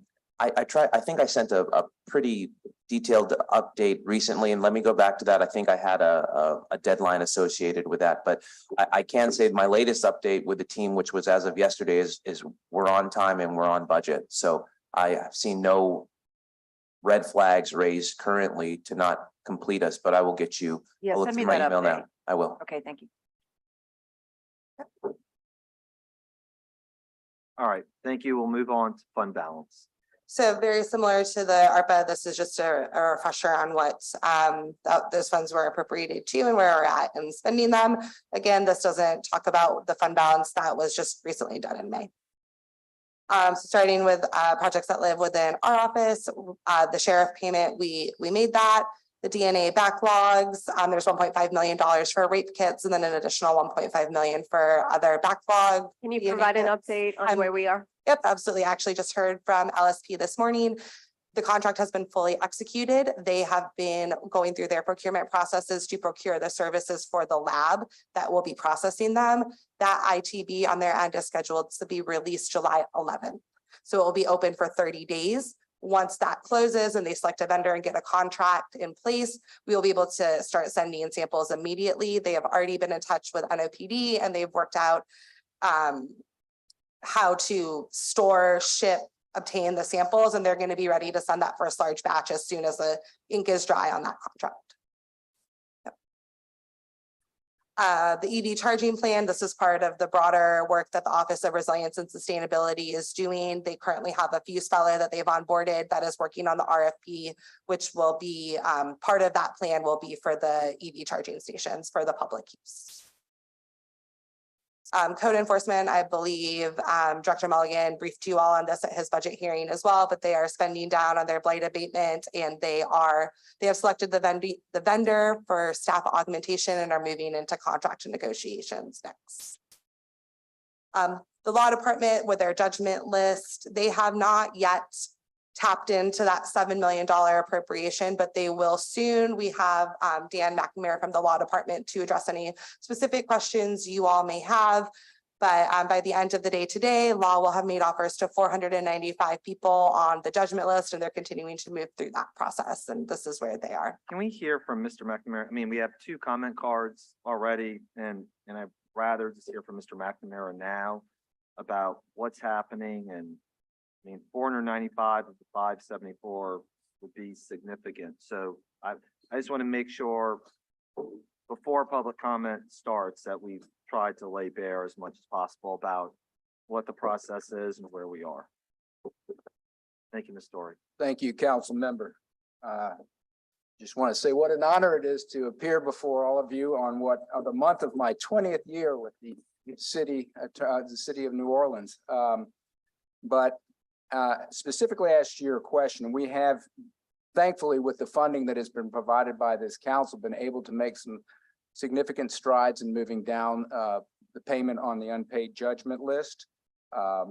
We have, and where we are, I think even some of those numbers are, even as of yesterday, we keep updating these numbers as we have outstanding offers that once those are completed and those checks are negotiated for those cases, we'll be removing those for the list as well. And this week, we are going to hopefully not hopefully, we are sending out another round of offers on an additional $1.5 million worth of matters on the unpaid judgment list. And it's our, well, my directive has been to keep doing that even more so in July and throughout this. And hopefully we exhaust the funds in due course. Mr. McNamara, is there an order in which, is it by size of judgment? It is by not. date? It is by, so what we have done, and this goes back to, I've been doing this since the first Landrieu administration. It wasn't until 2017 that we actually had funding to start paying on these matters. And that was under the wonderful Rebecca Dietz. At that point in time, we started with the earliest judgment and have started working through those in order. And at that point in time, the scheme that was put in place was that there was an offer of 10% on the principal plus interest on that 10% with the balance remaining on the list, or you could take 50% and the matter would be resolved. So that we've been working through the list under that. At the first offers went out in 2017. I believe it's in September of 2017. And based on some federal litigation that we're involved in, we believe that we have to make that same offer to everyone who was on the list at the time of that initial offer. So as by the end of this week, I believe that we are going to be up to approximately, I'm sorry, I'm just going to look here. Approximately to the date of August 16th of 2017. So once we get that date where that initial offer is, at that point in time, we are going to go back to the top of the list and start making offers again. Again, that's going to capture the people who we may have missed because there was a lot of no responses the first time we did that. And it also is going to get back to those individuals who took the 10%, so we can make them a new offer at that time. Is there any questions from the council about offers are being made? I just, again, want to make sure that everybody understands. Yes, sir. We weren't here for the regimes or the federal court orders or how it's being done. So I just want to make sure it's understood. Yes, sir. Can I add one thing that sometimes gets absolutely. mistaken because you'll see it pop up on appropriation requests too. We cannot use this money for federal judgments. And many of our judgments most recently have been direct federal judgments. So we're having to use general funds or some other piece. So we're not able to use that. So I just wanted to highlight because those are millions of dollars often. Okay. Okay. Thank you. Mr. Chair, may I ask a question? Yes, absolutely. Yes, sir. Why is that? Is that a federal rule or something that's city council? The federal? As to federal judgments? as to the federal matters, is that the question, Mr. Green? Why can't we use that? And it really is just for So- information's sake since it was brought. So two things, the ordinance that was passed. Oh, so it was an ordinance. So there was an ordinance that was passed that said that these are for state court settlements and judgments. So if it's not a state court, arising out of a state court claim. So a federal case that is decided on a state court claim, that would go on the list. A federal judgment, the federal court is like, pay me right now. So those federal judgments can't go on the list. So all state court claims and settlements arising out of state court claims are, those are usually on the list. Those will be paid out of that fund. The other claims will be paid out of the general fund. So where do those federal judgments go? Pardon me? Where do they go? If somebody secures a federal judgment against the city of New Orleans because we've had something done, and I'm not going to point to just one particular department, any department that has a federal judgment against the city, where does it go? When you say where does it go, do you mean what funds? You're saying it doesn't get paid? We pay it immediately or work out some payment negotiation with whomever is the recipient of that litigation outcome. So, and often we'll have to come to the council to ask for that appropriation. Actually, that kind of answers it. So the bottom line is that an appropriation that's made specifically for that particular judgment. Yes. Do we have any federal judgment outstanding that should be paid? In the pipeline, and I believe in the legislation, there is, I know off the top of my head, at least one. In the last budget cycle, we've provided appropriations to the DA to handle and settle federal adjustments. And I think even 2 months ago, we had a more significant federal judgment as well. So in the last year, there's at least been half a dozen. So they're accumulating interest? No, we have reached agreement and settled in some form or been awarded judgment, and now we're paying them. Through the DA's office? Some, there were, I believe, 2, but the rest directly from either NOPD or our general funds. Okay. And there's one more quick follow-up. Dan, generally speaking, when the federal government gives us money, they don't want us to then give the money back to them as settlements, correct? I would assume that that's probably So correct. when we're talking about ARPA funds, it's generally frowned upon for us to take the ARPA funds or any federal money we're given and use that for reimbursement. Typically, they want the cities to pay their own funds. That's correct. It's my understanding that, and Gilbert might also help me out on this, that ARPA funds are not to be used for judgments. But generally speaking, I know from the state level, when we would receive tremendous federal funds like through FEMA, they specifically come with the strings attached of, don't use this to pay us. Yeah, they're very explicit. Pensions and judgments. I mean, those are like the bright letters for any kind of federal funding, specifically ARPA, pensions and judgments. Those are very clear, sir. Thank you. Thank you. And I think Councilmember Greeny, your point about the federal judgments, a lot of times judgments are to be paid usually between private litigants in 30 days. Because the city process, the courts usually give us a little more leeway. And I think sometimes first funding is maybe 60 to 90 days. So that way we can pass it, get it appropriated, make everything happen correct. Yes, and it's just that these are budget hearings, and if we, for example, had a number of federal judgments outstanding, if something was soon to come up where we'd have to vote to approve the payment, I just want to be kind of aware, but it's being taken care of without a need. There's nothing that the council has before them or that will soon be before us relative to making a payment. Correct. The council has appropriated every federal judgment that we've came and asked for. So yes, thank you. Okay. Thank you, Mr. McNamara. We appreciate it. All right, Ms. Story. We soldier on. Office of Community Development has $2 million for the Right to Counsel program. That contract was fully executed with Southeast Legal earlier this month, and they are going to start spending that down in the remainder of this year. Criminal court, they were provided some additional funding for a domestic violence program and jury trial expenses. That funding was transferred to criminal court already.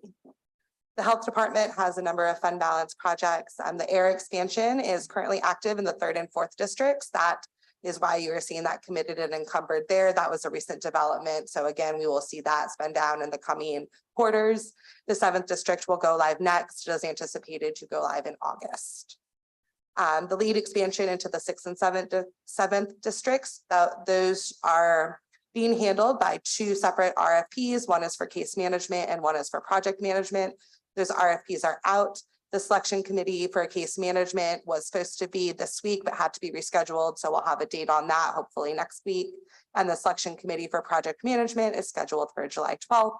Once those vendors are selected, we'll go into contract negotiations. So I would anticipate spending to start picking up for that in Q4. The Family Connects pilot program, the Toro contract is awaiting the vendor signature. The Oshner contract is still in negotiations. The tentative launch date for that is August 1st.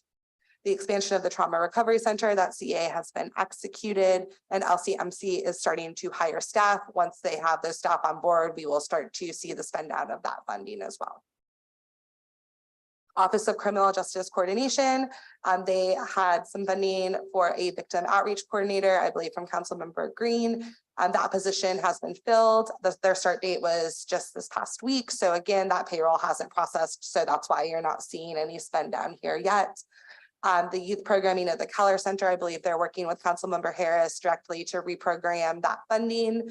And then the youth mentoring program in District D, they're working directly with Councilmember Thomas and currently drafting that RFP. Office of Economic Development has 2 projects, one for the Music Museum and the second for the STEM NOLA Innovation Hub. The Music Museum CEA has been fully executed and the first payment for that project has been made. They've encumbered the remaining $500,000 payment as well. The STEM NOLA Innovation Hub CEA is in the final stages of negotiation with the vendor. So once that is finalized, we will begin routing that for execution. Office of Youth and Families. They had some additional funding for the Children and Youth Planning Board. That contract is in the final stages of negotiation before routing for execution. The ECE wage enhancements, that contract is in place. Those payments will be made to early childhood educators employed in type 3 early learning programs as 3 $1,000 payments in December, March, and May. That first payment will be paid to Agenda for Children on June 30th per the terms of their CEA. And I believe right now there is still about $600,000 remaining, and the Office of Youth and Families is working to figure out the best way to program that. The wage enhancements ended up only needing 2.4 million. So we will come back to you all with more details on that. I believe some of the work they're doing is related to truancy. Office of Workforce Development. This is for the Youth Force NOLA summer internships. That contract was executed earlier this month, so they should start invoicing against that contract next month, and we'll see the spend down on that in quarters 3 and 4. Nord C, there was an additional appropriation to their budget of 1.5 million that was made as part of their 2023 budget allocation. Parks and Parkways has 2 fund balance projects. The Real Timbers Walking Trail that was moved over to their budget from DPW in May. So they are now working to figure out how they can fit that project into their schedule. They are anticipating it'll be in early 2024, but I'm sure Director Karam will provide you all with an update on that as requested. They're also working through that tree trimming backlog. They have so far issued 28 work orders, removed 33 trees, and have conducted 490 trims. So again, we will continue to see the spend down of that through the rest of this year and beyond. I don't think they will get through all of this year. Safety and permits, I believe Tammy or Director Jackson updated you all on this during her budget hearing yesterday, but they have 3 of the 4 contracts fully executed. 1 is awaiting the mayor's signature.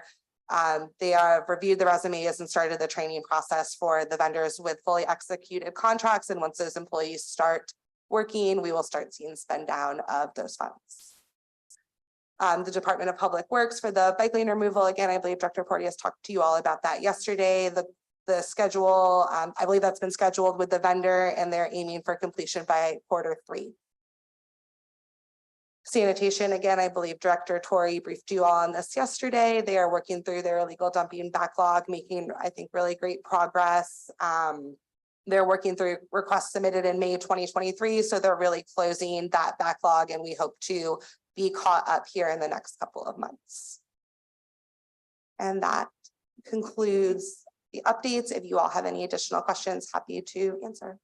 All right, Councilmember Green. I have a comment, just in general, as we look at this fund balance spending. And I'd like to take an opportunity to tell the members of the public, these expenditures show this council's commitment to youth and to addressing everyday issues that are important to our citizens. Blight abatement is something that doesn't get a lot of attention, but I'm pleased that Public Works, working with code enforcement, has been able to eliminate tremendous blight in certain communities, which is something that children should not have to see, people who are on their way to school should not have to see, and also those members who live next door and near those blighted properties and those overgrown lots should not have to see that. So I'm looking forward to us continuing in that direction because it's making a difference in our community. Many times people say that the city council doesn't spend anything on youth. Well, we spend millions of dollars on youth, doing some of the positive things that need to be done. I look at this list and I see Youth Force NOLA, I see youth programming, I see youth mentoring program, I see many programs, Family Connects and the like, that suggest that this council is committed to its youth. I just want to encourage citizens who think that there's no money being spent to look at some of the things that are being done. And if you have an idea, put forward that idea, because this council is in support of the youth of the city of New Orleans, making resources available to them, whether it be the 1,000 jobs that we spent money on this summer, the 1,500 slots that NORD asked for and was able to fill in our daycare centers. I want to see our youth thrive, but I also want to see those who provide services recognize that there is an opportunity out there to get youth involved throughout our city in various programs, and I'd like to see it done. This council is committed to tenants' right to counsel. This council is committed to programs that are enhancing the quality of life in our city. I just would like to see us focus on more how we access these funds instead of so many people saying that we're not spending the money and we're not doing the job. That's all. Thank you. Thank you, Councilmember Thomas. Anybody else before I get to public comment? I just want to remind everybody that this is not a voting matter, so we're going to give everybody 2 minutes, notwithstanding that, and that we also have another committee meeting at 1 o'clock. So we're going to get through every single comment, but it's only one comment for this entire item. So, I mean, it's one item. So, all right. So Mr. White, Ms. Holtzman, Mr. Burnside, Mr. Ciardulo are the first four.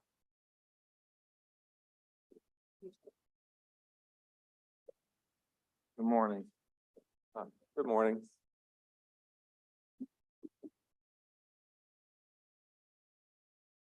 Thanks for this opportunity to address the council.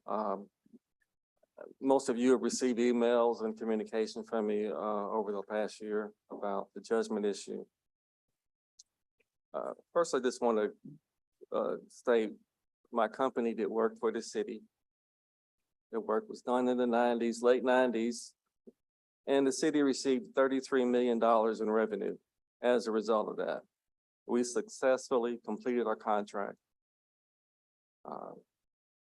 And we're still trying to get paid for the work that we did, still. I heard Mr. McNamara's presentation, and I have no confidence in the legal department paying judgments as they promised. And I don't think you're probably surprised to hear that.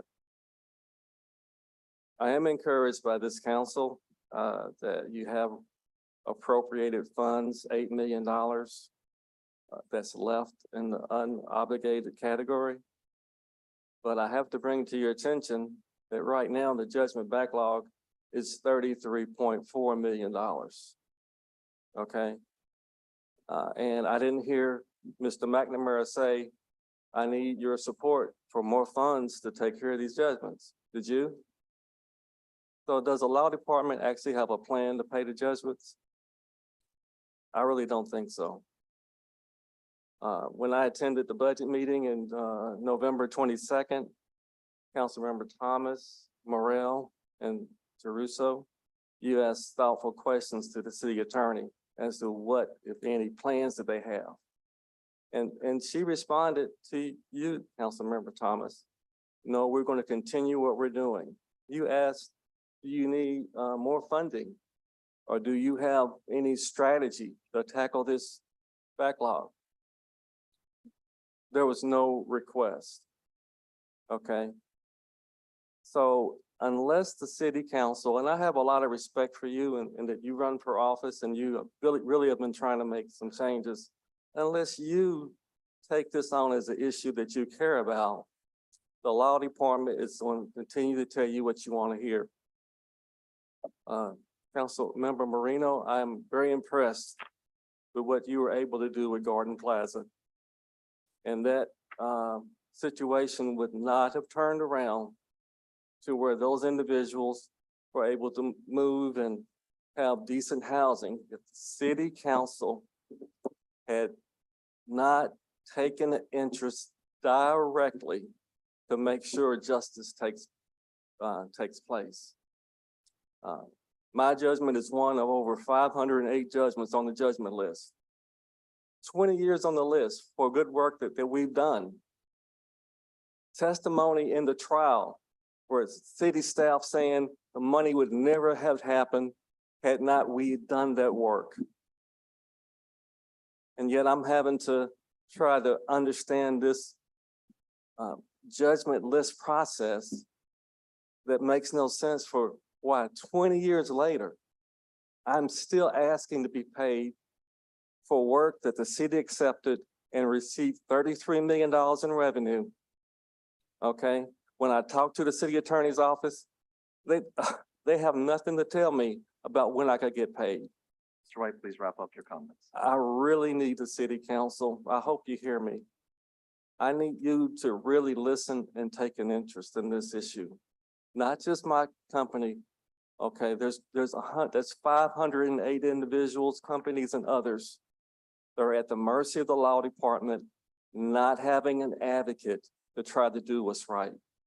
So I really appreciate, I hope you hear me. And I hope that you take an interest in this. Thank you for your time. Thank you. Ms. Holtzman, Mr. Burnside, Mr. Dulo, and then Ms. Denman, Chloe Denman.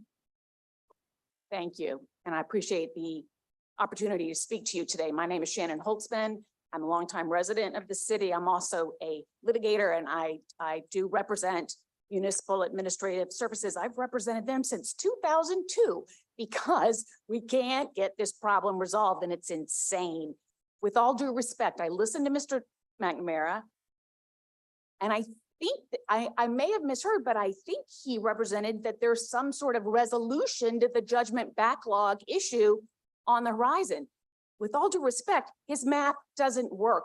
There's $33+ million on the judgment backlog right now, and that does not include interest. The interest on the judgment in favor of municipal administrative services is in excess of $1 million. In excess of $1 million because it's never been paid in full. That is a waste of city funds, and that interest grows by law on every judgment entered against the city. After the last budget meeting that we attended, we were able to catch Ms. Turner in the hall, and she told us that she thought, unlike Mr. McNamara, she thought that the law department had to follow this 50%, 10% scheme because it was required by ordinance. With all due respect, it's not required by ordinance to continue forever. And with all due respect, it's a slap in the face. I don't think you tell your paper products vendor or your toilet paper vendor, we'll pay you 10%, maybe the rest later. No, you don't tell your vendors that. And there's no reason to treat judgment creditors worse than your toilet paper vendor. Judgment creditors should be treated better because they've had a court say, this is what the judgment is. This is how much you owe. In our case, we had the United States District Court for the Eastern District of Louisiana enter the judgment. This is what the city owes. And the court ordered the city to make 3 of the payments back in 04, 05, and 06, and the city didn't do it. That order was affirmed in full by the United States Fifth Circuit Court of Appeals. We should be treated better, not worse. We were told when he accepted one of the 10% offers that we would get another offer the very next year because that they would keep coming back to the oldest judgments on the list. We were told that in writing and in person. And guess what? No, what they're doing is they're going all the way down the list and they're never going to get back up to the top until they finish the list. But the list grows every year because there are new judgments every year. So MAS, who was a judgment dated 2003, I don't think they're ever going to get paid. And with all due respect, as my client mentioned, we really desperately are requesting city council assistance to convince the law department to put in place a more workable, fair, equitable plan for paying off these judgments and paying them now. Thank you. Thank you. Ms. Holtzman, Mr. White, Mr. McNamara came back in. So my hope is maybe as you caught the city attorney on the way out last time, you can catch him too, so you can continue. Good suggestion. Thank you. Thank you. All right. Before we get to Mr. Burnside, one of the points we raised yesterday with Sewage and Water Board was advance of their fair share payment for 2024. And we discussed having conversations with the administration about that. Gilbert, I don't mean to put you on the spot, but I just want to make sure that as we start looking towards the future, that we can work on that together with the city and the council. So that way we can make sure that the power supply at Sewage and Water Board is on schedule. Thank you, Mr. Chairman. Yeah, this is one of the most important and priority-rich projects the city has ever undertaken, along with all the various stakeholders. So we're absolutely committed to working to ensure that they have the funding necessary at the right time for the completion of that project. So yes, we're all on board. Great. Please say thank you to Mayor Cantrell and to your office for making sure that that advance is going to be taken care of. Absolutely. All right, Mr. Burnside, Mr. Chiarolo, Ms. Denman, and Ms. Omajala.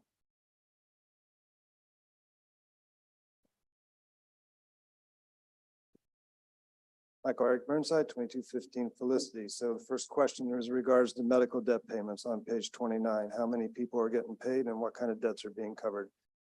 Statement, catch basin cleaning, page 35, comes out to $1,000 per catch basin with the associated lateral lines. Question, sewage and water board substation. Who's going to own the electric substation after it's built with public money? Question, code enforcement. How many titles are being researched and who's doing it? Question, law department has been addressed by the plaintiffs, but not the city. How many judgments actually are left on the list and how much money is actually on the list? Perhaps Mr. McNamara would care to comment. Statement, park and parkways on page 56. Tree trimming backlog work orders come to $23,000 per work order. Average work orders, 1 tree removal and 20 trims. We're getting 1 tree removed and 20 trims for $23,000. I'm in the wrong business. I should be trimming trees. Question, safety and permits, staff augmentation. What the heck is the backlog and why is it being cleared? Thank you, Mr. Burnside. All right, Max, Chloe, Sarah, Ms. Katz. You're gonna wait till number 17? Okay, all right. So I'm gonna mark you this.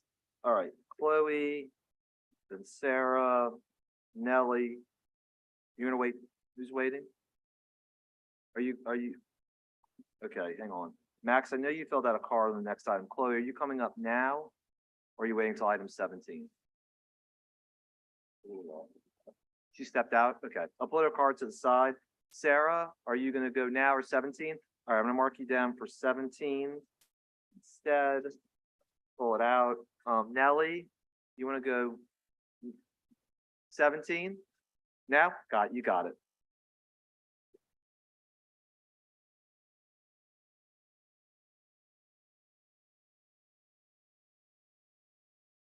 Good morning, folks. I think it's still morning. Nellie Katzen, Committee for a Better New Orleans. It's good to be here again, sort of. We help people understand, navigate, and influence decisions, especially budgetary decisions in the city of New Orleans. And we do this as a good faith partner to the city and to City Council as well. It is our goal that everybody can understand and access this conversation. And so I can't believe that we're here again, asking again for a process, seeing again almost all of the American Rescue Plan funds, which were intended for New Orleans and its residents most impacted to recover from COVID, flushed into a police department that has a surplus, saving $170 million for a rainy day for some crisis that isn't already happening on our streets and within our communities. COVID has been a crisis. It continues to be a crisis for our families, for our workers, for our kids.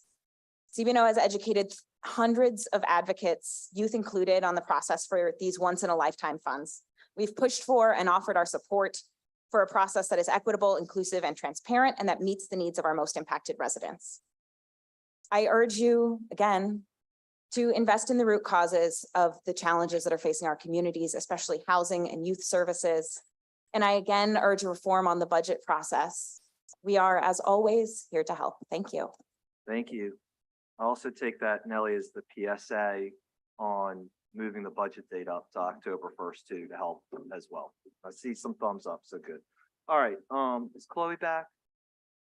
No, okay. Peter Summers, Kirsten McCullum, Jeanette Wardo. Peter? Gelder, sorry. Gelder? Sorry about that.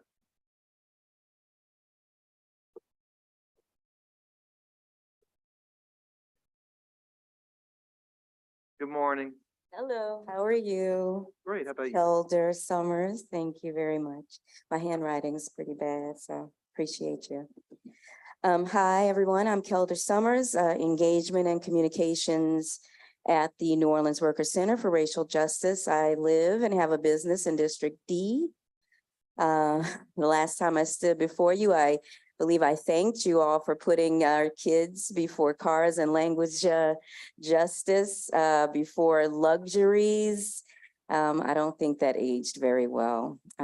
It's been disappointing, to say the least, that after a year of coming to these budget meetings and finally getting to a point where we thought we had made some progress, here, it seems to be that we're spinning out, taking a wrong turn, going way too fast over the limit with the purchase of, for example, a bunch of race cars for agencies that don't even need them. It looks like they're, for example, having this trunk full of ARPA money that you seem to be doling out at a snail's pace to the city's undeserved.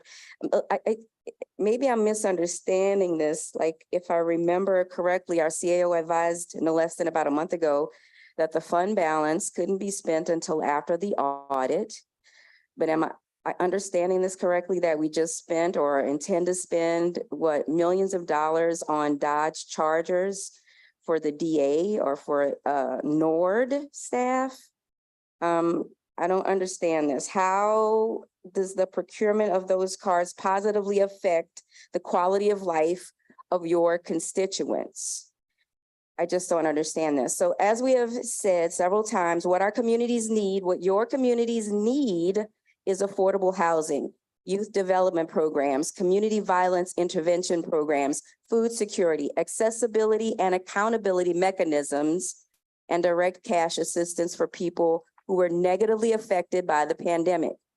We've repeatedly outlined these priorities, and we know that money is still available to finance those things. So please let the needs of our community be your driving force. Thank you, Ms. Summers. Thank you. Thank you very much. All right, Kirsten McCullum. Great. Jeanette, I know you're here. Christina Yu, and then Maggie Herman. Hi. Good morning. Good morning. My name is Kirsten McCullum. I am a communications intern with the New Orleans Worker Center for Racial Justice. I firstly want to say that I'm very grateful to be here with this organization and to be in front of you all today. I believe that no matter what your stance here is today, everyone can agree on one thing, that information is power. It is the power to act, and it is the power to create change. Without clear, accessible, and transparent communication of the allocation of the remaining funds discussed today, that power is being taken from those who would benefit from it most. Without clear, accessible, and transparent communication, people are actively losing their ability to self-advocate, while those in charge making the decisions on their behalf will continue to make information accessible in a way that is most comfortable and convenient for them, thus continuing a very preventable cycle. Total equity and transparency isn't supposed to be comfortable. If you're not uncomfortable, it's because you're not listening. Residents of this city deserve to have access to information that affects them. They deserve to have easy access to the process. Our essential workers, our essential working class do not need an additional uphill battle. They need support and power.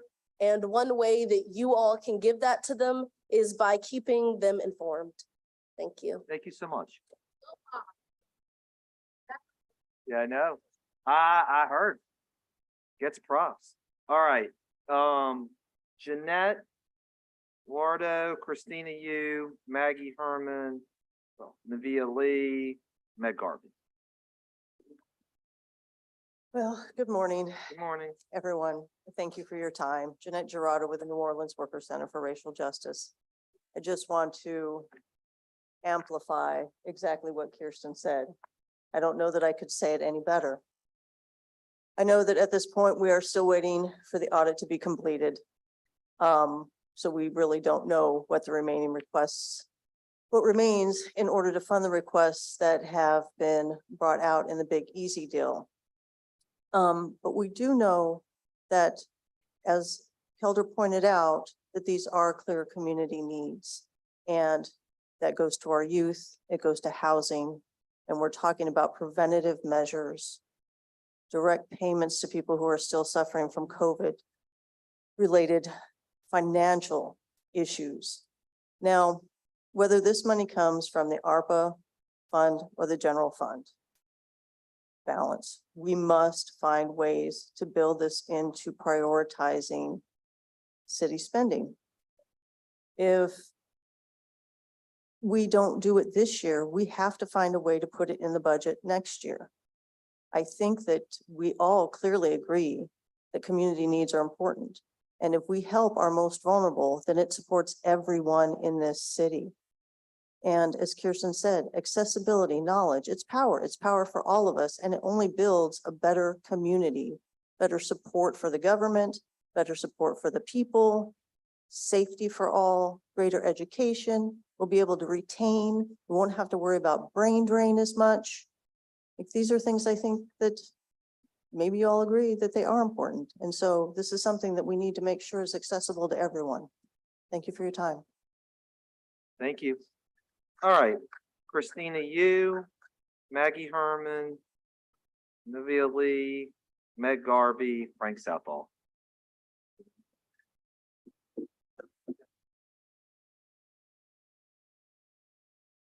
Hi, my name is Christina Yu. I live in the 70122 zip code, District D. I'm a recent graduate of Benjamin Franklin High School, and more importantly, a young people who has grown up in New Orleans. I'm a member of the Youth Advisory Board of the Children and Youth Planning Board, and I'm a firm believer in the power that young people hold as driving forces of positive change in our city. However, there's one thing that young people are consistently left out of, and that's the budget conversation. The more I learn about the budget process, the more I realize the lack of transparency and accessibility there is for young people. It's frustrating that we, the youth of the city, are talked about over and over again in these meetings, yet none of us are able to come to the table.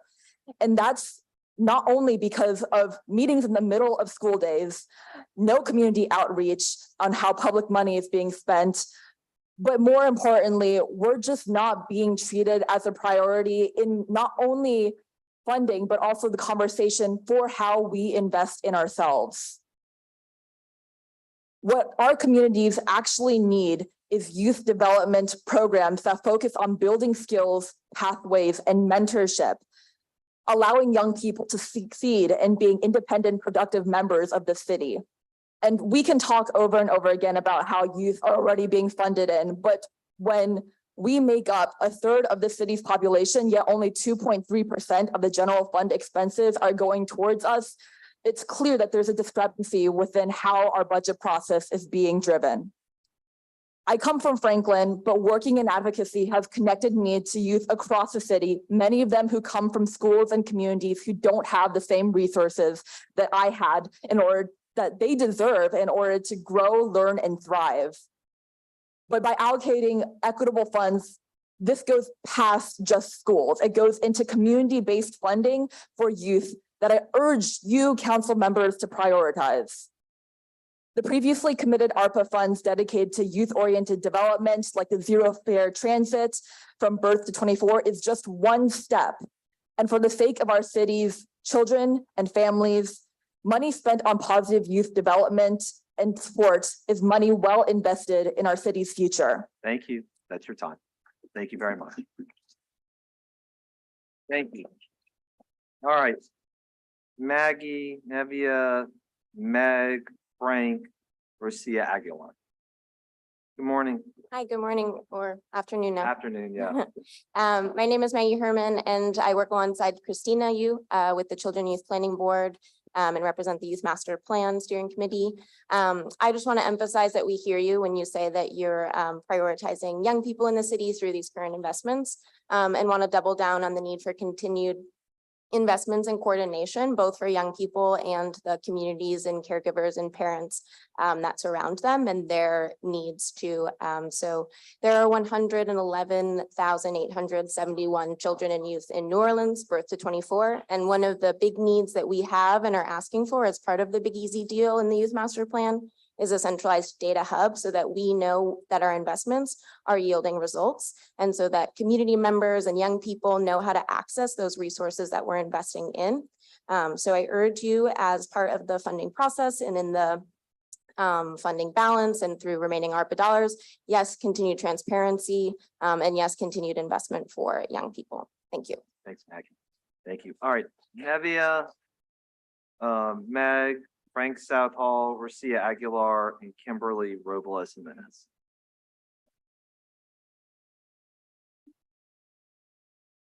How y'all doing? My name is Nevaeh Lee and I'm 17 and I'm here with Operation Restoration.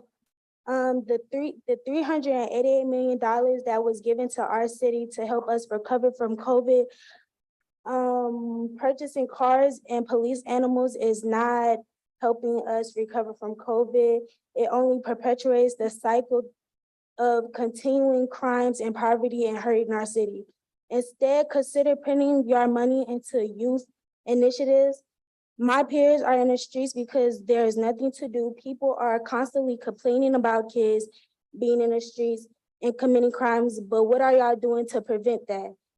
Create city councils for teens to help provide, so we can plan events that give the teens to look forward to and engage with us. They only have a lot of things for us to do during the summertime instead of the school year. We get out of school like at 3 o'clock and still have the rest of the day to do nothing. We like to swim. The pools are only open during the summertime. They only have good parks in the kinder areas. Our streets are messed up. We gotta walk on the streets instead of the sidewalks. They got a lot of people that jobs was taken from them during the COVID outbreak. And the money is only paying towards the city and not the people. That's all. Thank y'all. Thank you so much. All right. Meg, Frank, Rocio, Kimberly, Ashley Hamilton, and then Casey, you're the last card on this item. So Meg, you're up. Good afternoon.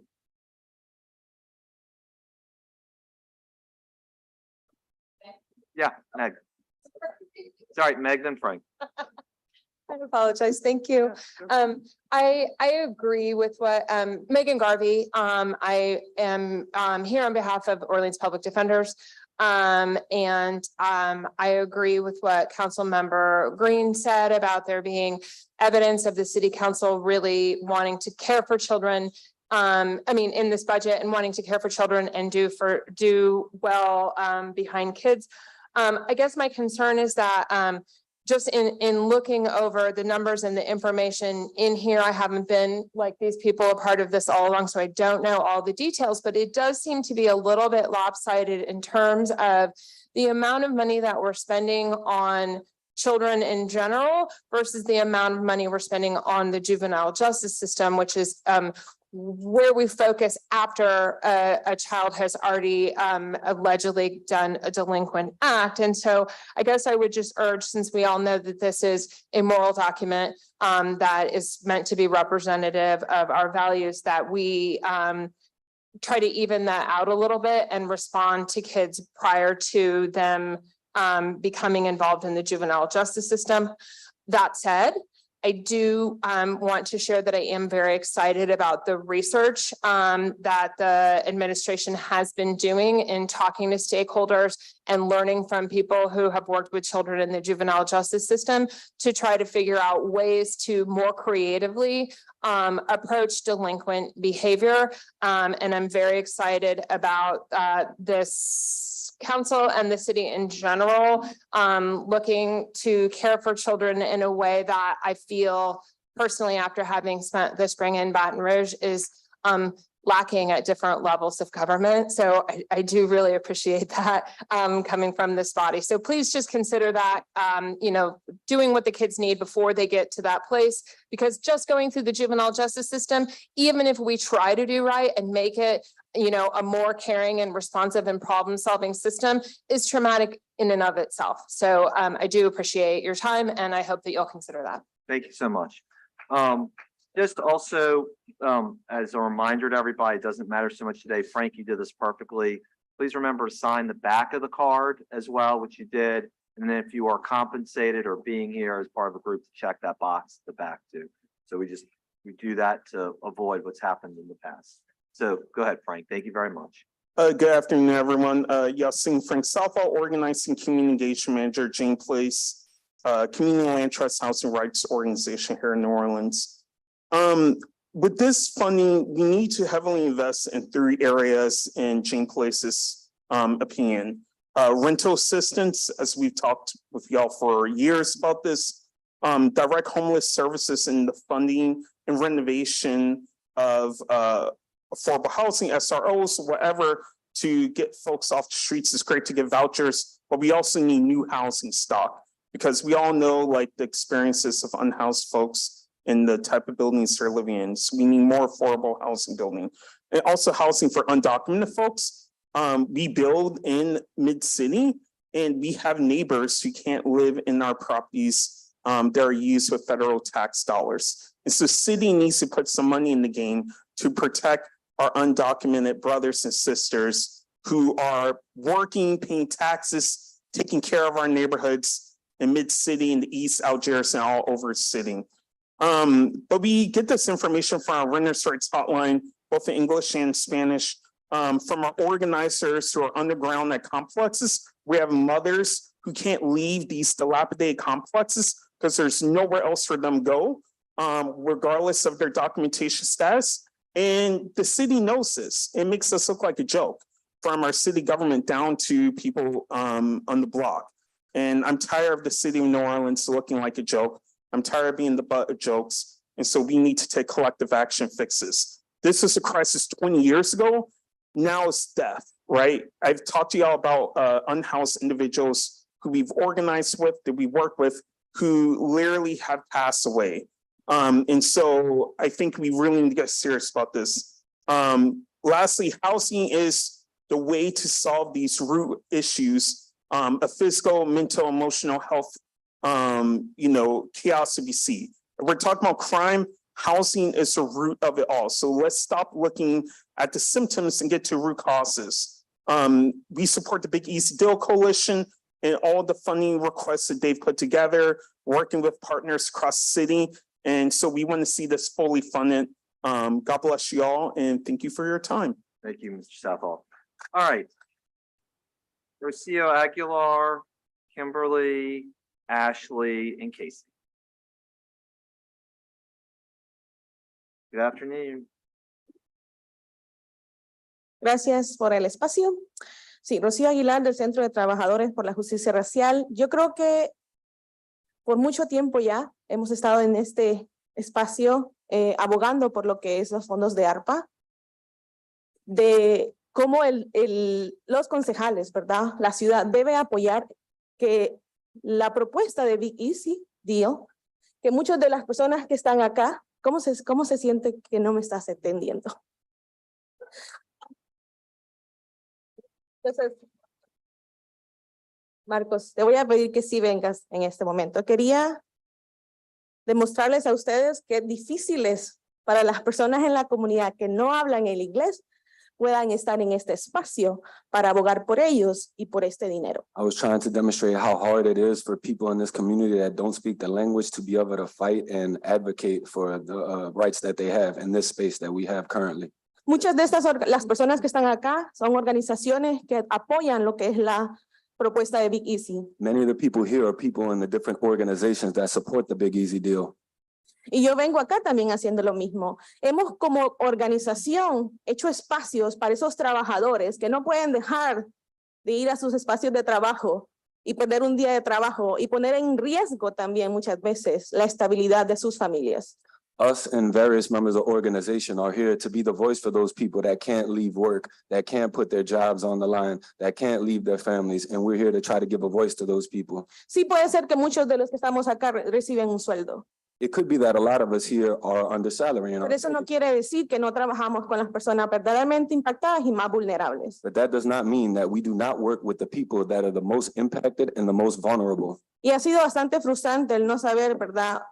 Claramente cómo los fondos de ARPA han estado moviéndose y cuánto es lo que resta de ellos. And it's very frustrating to not know how the ARPA funds are moving and how much is left from them. Entonces queremos que entiendan cuán importante es que ustedes pongan el resto del dinero de ARPA o incluso cualquier otro dinero en estas propuestas vienen de la comunidad. So we want y'all to understand how important it is for y'all to use the rest of the ARPA funds or any funds into the things for this community. This is for the community. Estas propuestas han sugerido cómo usar el dinero para apoyar la vivienda justa y accesible, programas para los jóvenes y la justicia del lenguaje también. These funds have been appropriated for youth, for housing, and for language justice as well. Mi intención al principio era que ustedes entendieran que difícil también para nosotros es poder involucrarnos. My intention at the beginning was for you all to feel and understand how difficult it is for us to get involved. El horario para empezar no es accesible para las personas los trabajadores los residentes, los trabajadores en Nueva Orleans. The times that we have these meetings are not helpful for the times that people have to go to work. The work Pero el is in the sitio web city. mucho menos. And the website even worse. Si no tienes un buen teléfono o una computadora, ¿cómo lo accedes? If you don't have a good computer or a good phone, how are you able to access this? Las agendas nunca están traducidas y no explican totalmente para que las personas puedan venir y dar sus comentarios o incluso ponerlos en línea. The agendas are not translated and they're not explained in totality to where people could comment here or online. No están traducidas a otros idiomas porque hay muchos residentes acá que no hablan inglés. They're not translated into other languages because there are other citizens that live here that do not speak English. Así que para terminar, los invito a que inviertan, pongan ese dinero de ARPA en lo que es la propuesta de Big Easy Deal, que como ya mencioné antes, viene a apoyar a los trabajadores, ¿verdad? Documentados, indocumentados, con lo que es la vivienda justa, programas para los jóvenes, la justicia del lenguaje. So I invite you once again to invest the money in these programs from the ARPA funds for the Big Easy Deal, for living, for programs for groups, and also for language justice. Thank you. Thank you so much.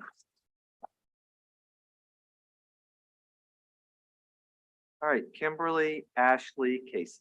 Now we'll close this out. Buenos dias. Good morning. My name is Kimberly Robles.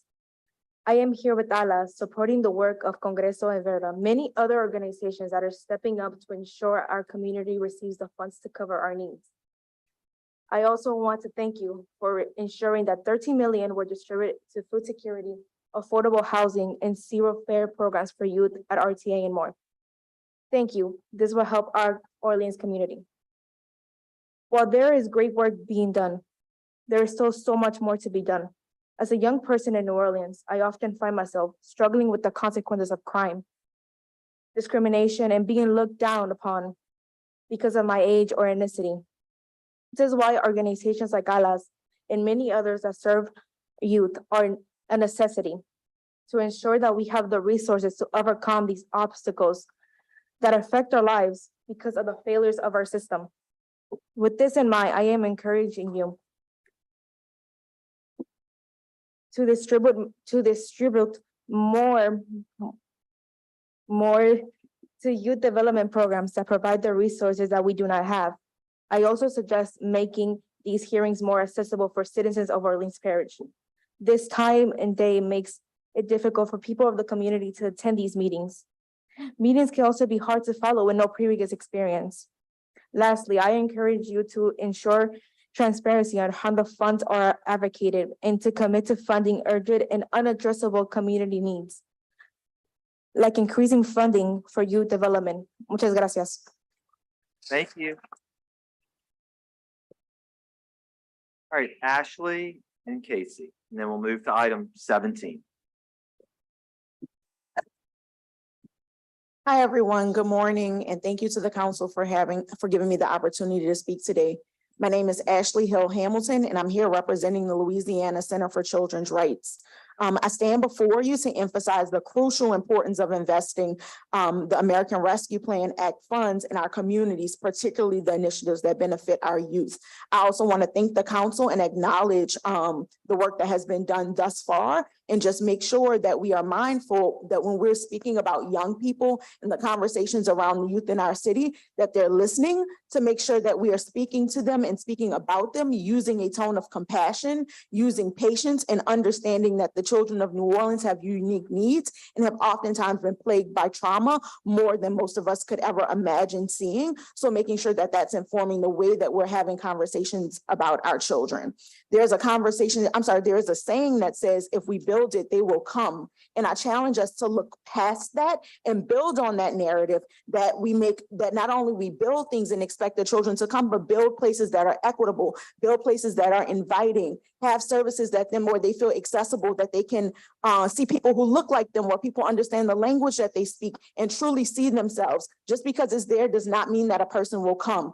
I also want to ask us to continue having community organizations as a part of the conversation. Thank you for that. I've talked to several of you, our organizations have, and we appreciate that. Continue to engage us. Also, I cannot say it better than the young person in the back who was representing Operation Restoration. To have a youth council, that's amazing. Every time I have a conversation with a young person, I am informed and walk away learning more and more. Recently, I had a conversation with many young people, as many adults, about how can young people understand the programming that we have in the city and take advantage of it. When I talk to adults, we're trying to figure out how to collaborate, build a network and technology that will allow everyone to access it. When I talk to young people, they said, how about y'all put up flyers in our schools? That's a way that people can access that information. So I just want us to focus on things like mentorship, like credible messengers, conflict resolution, where we can strengthen the way that our children communicate with one another and their families, affordable housing, where we can build the wage gap and create opportunities for young people and truly invest in communities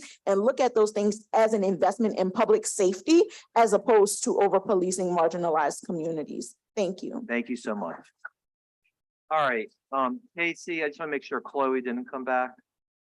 No. Okay. All right, Casey. Thank y'all. I don't want to repeat myself, but it seems like we're all repeating the same message in different languages, all spoken in English. It's the same thing. We're all just looking for acceptance, includence, and to be part of one system where nobody's left behind, where nobody's left on the streets, where no child is passed to the 6th grade without learning how to read. He had no place but to be on the streets. We need accountability across every organization, every business, government aside. We are all here together. This is for the people, by the people, for freedom. We have to step back and realize, whether we're Republican or Democrat, that we are all in this together. And if we keep dividing ourselves through race, sex, education, then we're not going to be together. And there are going to be people that are going to fall behind. And we're going to have to step up here and complain that somebody's missing and somebody's losing out, whether we're not speaking the same language, or we're not being clear enough, or we're not being heard or seen. I'd like to repeat something that I've sent to you all. We declare the right to protect our bodies, hearts, and psyche from the fear, pain, panic, and destruction. We all want to be loved. Some people are running the streets because they haven't gotten it and their parents never got it to be able to give it to them. We have the right to sanctuary, shelter, food, to protect and nourish our earthly bodies. We have the right to a humanity that is forever one.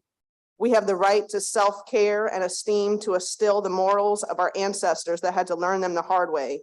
The right to think freely and to express those thoughts to those that may be of help to us on our journey. We have the right to create, inspire, and guide us to our wildest dreams. We have the right to recognize our true potential as humanity, to create new life as we traverse. It's about building something new. This country was built on something that hasn't been established yet. Thank you. Thank you so much. All right, so that will conclude comment on number 16. The administration now will present on the monthly reports on revenue and operating costs, et cetera. And I have a couple of comment cards with respect to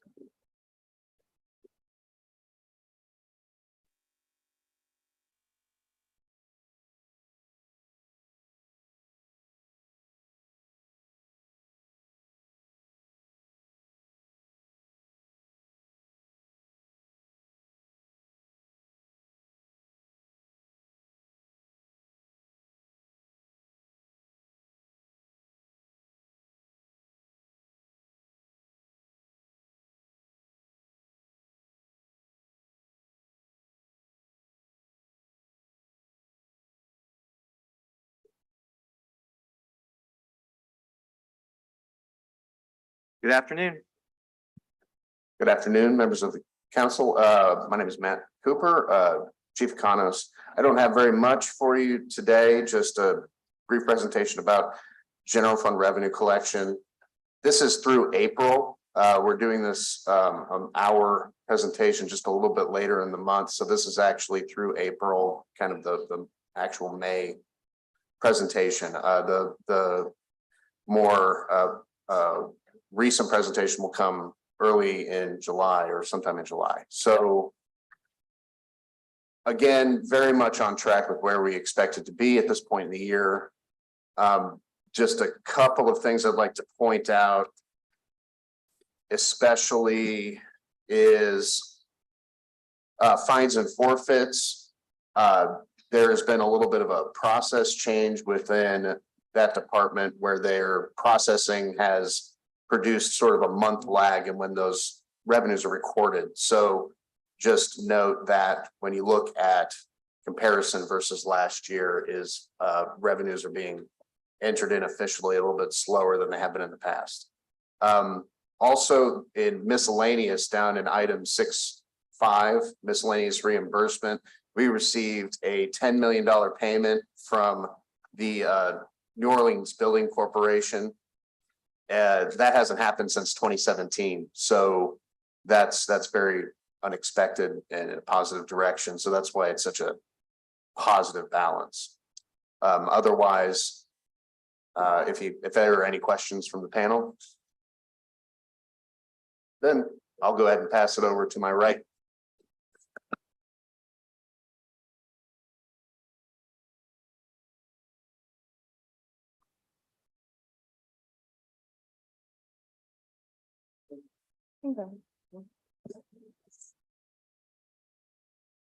So I'll have the numbers up for our personnel projection and spending. Again, as Matthew said, these numbers are through the end of April. You'll be getting our most recent report within the next couple of days to get you up-to-date numbers. We do have the majority of departments for projection still having a potential surplus, which leads us again to continue to work with our human resource team to ensure proper notifications and items being sent out to get staff. And I think you all saw one of the items recommended. We have some recruitment staff that we're trying to get put in to help aid us in this to get staffing up as well. Can I just ask a question? Because I just want to make sure I understand. You and Mr. Cooper both said this.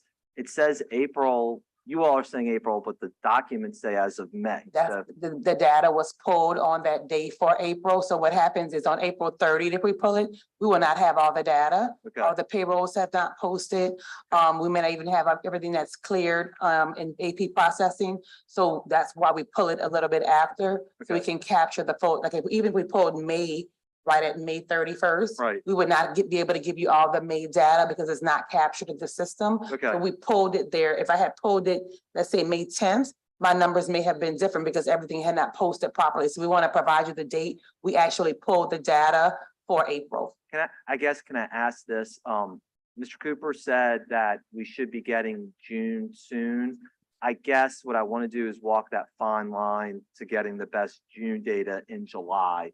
That makes sense because we'll be at the half year point. I think that will really show us the trending because we'll be halfway through the year. As far as revenues are concerned, generally, we don't have a complete picture of the previous month until about the 15th of next month. All right. And then the next report we'll have will actually be May because we are not finished June. So we're wrapping up the May report now. It'll be May. But what we can do at that time for mid-year is maybe have to re-pull numbers to provide them to you to give you some accurate data, what we have at that time. Love it. Thank you so much. No problem at all. I appreciate it. Other operating, same dates as well for this. These are pretty just like accurate numbers. They're not like projections. So this is what departments have encumbered as of the data was pulled May 27th for the April through April data. So one of the things that our office does in conjunction with purchasing is continue to work with departments to ensure they have items encumbered and to work within their budget if necessary to move money around to help them fulfill their expenditures here.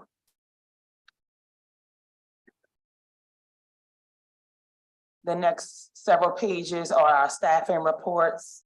And overall, what we see is our vacancy rate according to the 2023 budgeted personnel numbers is 3%.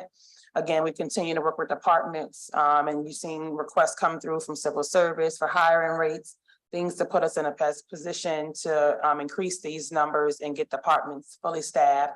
There are some departments where you'll see they have a negative number for vacancy rate because again, we have continued to allow departments to hire those positions that may not have been brought over.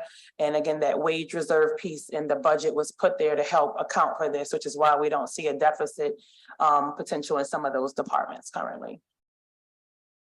I just have a comment. This is good news, right? People are looking at the city and Excellent considering news, working for the yes. city of New Orleans, taking advantage of the resource that we have. And I see it in the street that certain departments are able to do more now because we have people joining them. So to all who are promoting that, certainly I promote it, but the council does promote it and your offices and the administration. Yes. That's some good news that one day I want the media to pick up on, that people are more motivated to join the city now than a couple of years ago. Yes, I think so. Okay.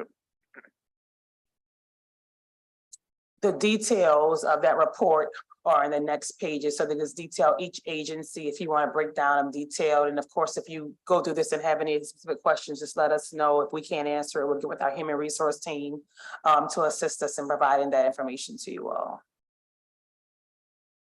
Okay. I'm just trying to get to your fund balance page. Can we That's fine, get perfect. up on your screen? Yep. And then it brings us to our fund balance report. First line is general funds, and then we have the fund balance for each of the special funds as well included. If there's any questions? I don't think we have any, so get to the 3 comment cards that we have, Max, Sarah, Michael, Eric, Burnside.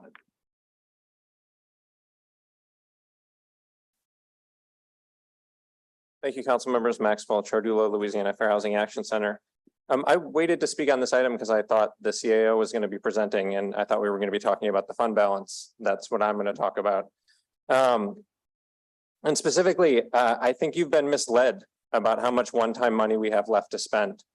If you remember in May, you called the CAO before this committee specifically to explain what was left of ARPA and especially in the fund balance because his previous reports had been so unintelligible that no one actually understood where the money was. And correct me if I'm wrong, but I think that he left us all with the impression that the $100 million rainy day fund somehow sits inside the fund balance and that there's going to be very little left after we filled all our obligations. Councilmember Morrell, you specifically pointed out that advocates were likely to be disappointed because the fund balance seemed to be all accounted for. And it's taken me a full month and a lot of conferring with your staff to figure this out because his office has been so good at obscuring it, but I just don't think that's true. The $100 million rainy day fund is in a separate account from our other disaster reserves. That means we have far more disaster reserves than he suggested at that meeting. Taken together, the city has almost $170 million in disaster reserves right now. That's more than $40 million above the national target. And perhaps you would prefer that the city hold all of that extra money in disaster reserves and not spend it on the pressing needs we have now. But that should obviously be a decision that we get to all make with all the information on the table, not the result of confusion and hidden money. And that's just one example of already obligated money that was obscured or misrepresented. So all of that is to say that you asked him to explain what money was where and what it could be used for, and he didn't. And so I think there's, at least from what I can figure out, there's actually anywhere from 95 to 157 million available for community needs, depending on how much more money he decides to spend on muscle cars or what our BP settlement funds can be spent on. And that doesn't even contemplate the additional $91 million in surplus we're likely to run this year based on the actual expenditures so far this year. And again, that's primarily from NOPD and the fire department, which are expected to run huge surpluses. And again, the CEO seems to be doing magic math because his spreadsheet says we're only going to run a $3 million surplus. But that presupposes that the police and fire departments are going to magically start hiring hundreds of employees and burning cash at nearly twice the rate that they are now for the rest of the year. So by the end of this year, even a very conservative estimate would suggest that we have close to $200 million of additional one-time money to spend on our pressing needs. So again, just have 2 requests. One, demand transparency from the administration and help us follow up when we don't get the answers we need. Confusing people with pages and pages of unintelligible spreadsheets is not transparency. And two, put community needs first for the $100+ million of additional one-time money that we know that we have. Thank you. Thank you, Maxwell. All right, Sarah Omachala and Michael Burnside. Round us out. Hi, everyone. Thanks so much for having me. Sarah Mojala, your Institute of Justice, and also the Big Easy Budget Coalition. I waited because I actually wanted all of the young people to go first. It is the former teacher in me. I think that everyone said what really needed to be said, but I would like to emphasize a couple of things. It is raining now. It is pouring now. These funds are supposed to be used for the most vulnerable folks and the people who are suffering the most. And so I just want to emphasize that again around the fund balance itself, because what has happened with the fund balance is that we put ARPA dollars in places that didn't actually end up needing those. And then they ended up in the fund balance. And now the attempt is to put them into a rainy day fund in a couple of different places, as Maxwell pointed out. So those funds need to be used now. And there's a really big cost to these long obfuscated processes. There is a cost on people to buying, Dominic Toretto style cars. And I love to talk about the Fast and the Furious. I could talk about it all day, actually. People don't know that about me. But I don't. Also you, yay. Okay, so, but really what we have to talk about is that when we're funding vehicles and we're funding property, we are not funding people. And there were people who were already suffering before the pandemic started, and now they're fully underwater, right? The Big Easy deal prioritizes people who bear the cost of pandemic, the climate disasters, the rising costs of housing, the dearth of supportive services for families and youth. The youth told you about all of that. And so what we are hoping for is that this plan that we have and your power to free up the money will be used. We need more than the transparency. We actually need the action, and you all have the power to vote down proposals that don't make sense.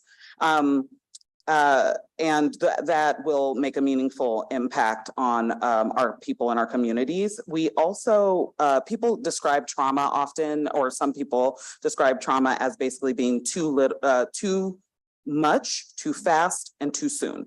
And what we've actually been doing to respond is actually too little, too slow, and too late. It is too little because of how we've prioritized vehicles and vests and all this other equipment, technology over people. And this process has been very slow, requiring some of us to become budget experts. I am starting to understand more about the budget, obviously. And every time something worrisome is uncovered, right? And so it's impossible to really trust the administration's calculations when it comes to this money. And it's obvious, like we disagree, right? And it has to be a transparent process because communities should have real input and real say over what is happening.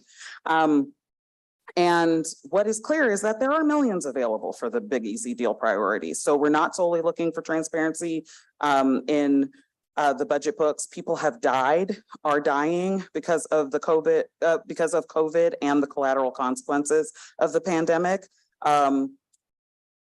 And there's still an opportunity to right this ship and fund our Big Easy deal so that people can recover, survive, and thrive. It helps all of us. Thanks. Thank you so much. All right, Mr. Burnside, you're last up.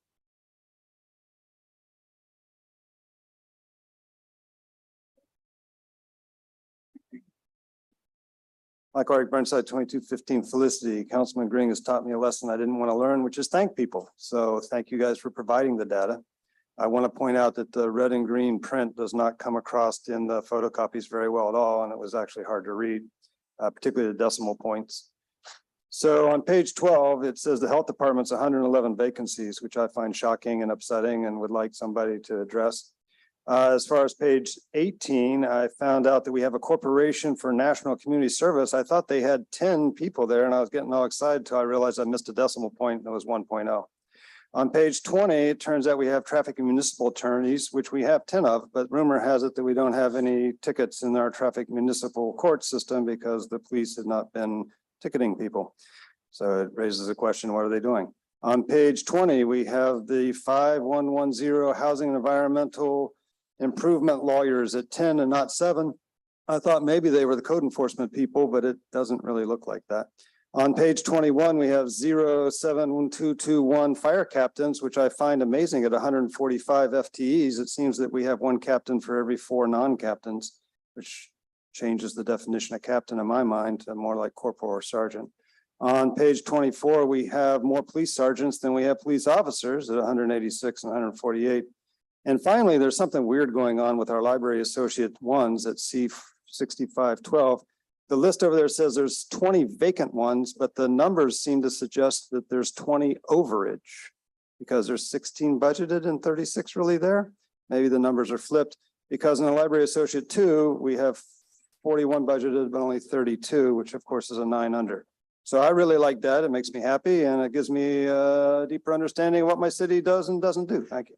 Thank you, Mr. Burnside. All right, I said last was you, but it's not. Casey, you'll be last. Thank you. Thank you. I appreciate you giving me the time to speak, and I'm gonna try to keep it really quick. I think y'all had asked for extra time to review the budget. Learning upstairs that there's so much going on that everybody has questions. And the more questions we ask, the more we can understand.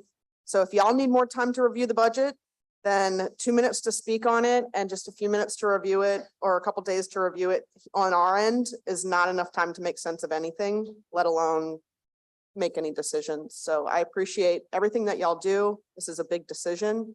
I asked last year's budget meetings for a lot of things I was told could be in this budget.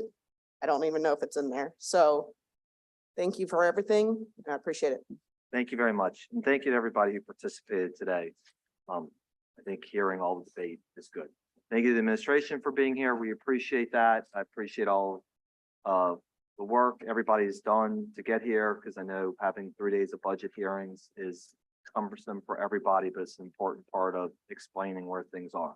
So with that, Councilmember Green moves to adjourn, seconded by Councilmember Moreno. We stand adjourned. Thank you all very much.